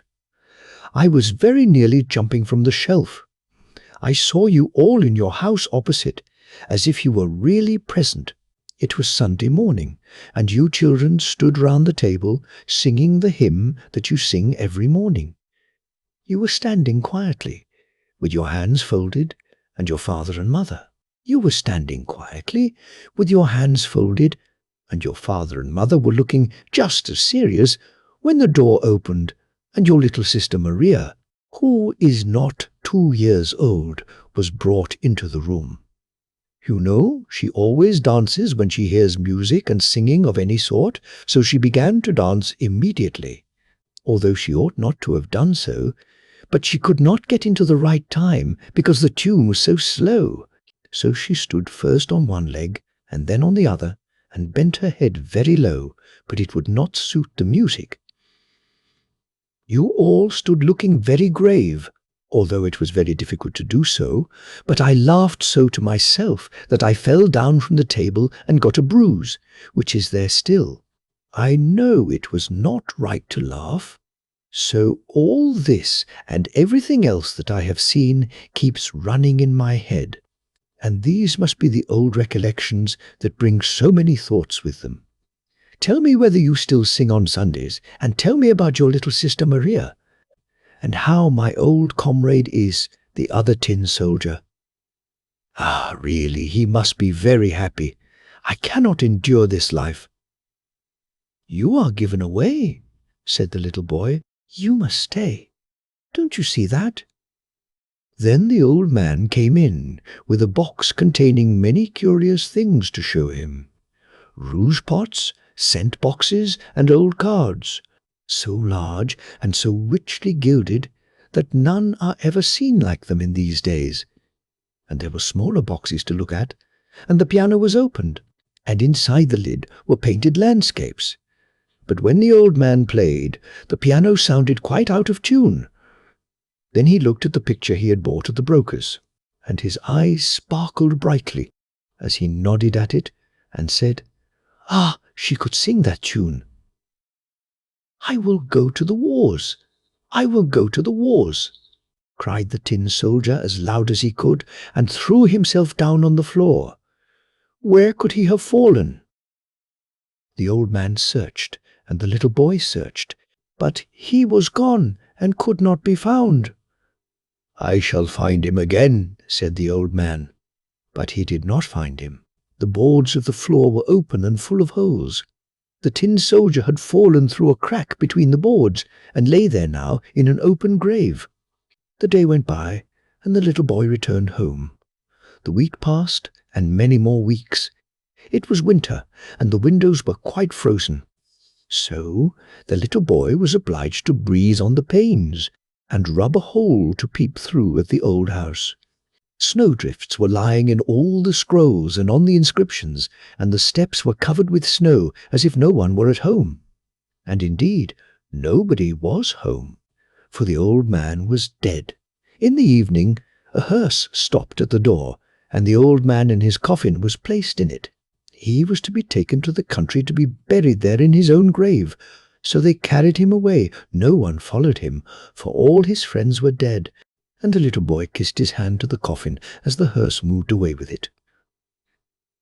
A few days after, there was an auction at the old house, and from his window the little boy saw the people carrying away the pictures of old knights and ladies, the flower pots with the long ears, the old chairs and the cupboards. Some were taken one way, some another. Her portrait, which had been bought at the picture dealer's, went back again to his shop, and there it remained, for no one seemed to know her or to care for the old picture. In the spring they began to pull the house itself down. People called it complete rubbish. From the street could be seen the room in which the walls were covered with leather, ragged and torn, and the green in the balcony hung straggling over the beams. They pulled it down quickly, for it looked ready to fall, and at last it was cleared away altogether.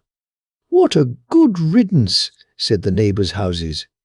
Very shortly, a fine new house was built farther back from the road. It had lofty windows and smooth walls, but in front, on the spot where the old house really stood, a little garden was planted, and wild vines grew up over the neighbouring walls.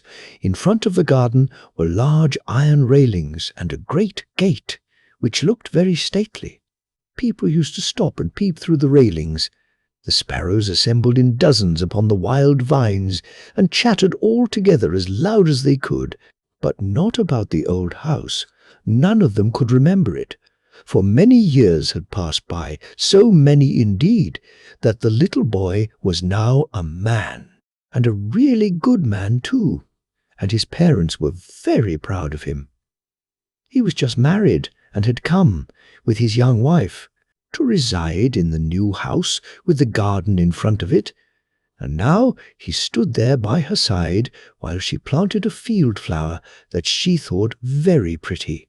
She was planting it herself with her little hands, and pressing down the earth with her fingers. "Oh dear, what was that?" she exclaimed as something pricked her. Out of the soft earth something was sticking up. It was, only think, it was really the tin soldier, the very same which had been lost up in the old man's room, and had been hidden among old wood and rubbish for a long time, till it sunk into the earth, where it must have been for many years.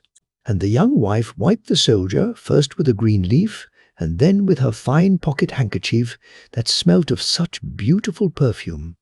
And the tin soldier felt as if he was recovering from a fainting fit. "Let me see him," said the young man. And then he smiled and shook his head and said, "It can scarcely be the same, but it reminds me of something that happened to one of my tin soldiers when I was a little boy." And then he told his wife about the old house and the old man, and of the tin soldier which he had sent across, because he thought the old man was lonely. And he related the story so clearly that tears came into the eyes of the young wife for the old house and the old man. "It is very likely that this is really the same soldier," said she, "and I will take care of him and always remember what you have told me. But some day you must show me the old man's grave." "I don't know where it is," he replied. "No one knows. All his friends are dead. No one took care of him, and I was only a little boy." "Oh, how dreadfully lonely he must have been," said she. "Yes, terribly lonely," cried the tin soldier. "Still, it is delightful not to be forgotten." "Delightful indeed," cried a voice quite near to them. No one but the tin soldier saw that it came from a rag of the leather which hung in tatters. It had lost all its gilding, and looked like wet earth. But it had an opinion, and it spoke it thus: "Gilding will fade in damp weather, to endure there is nothing like leather." But the tin soldier did not believe any such thing.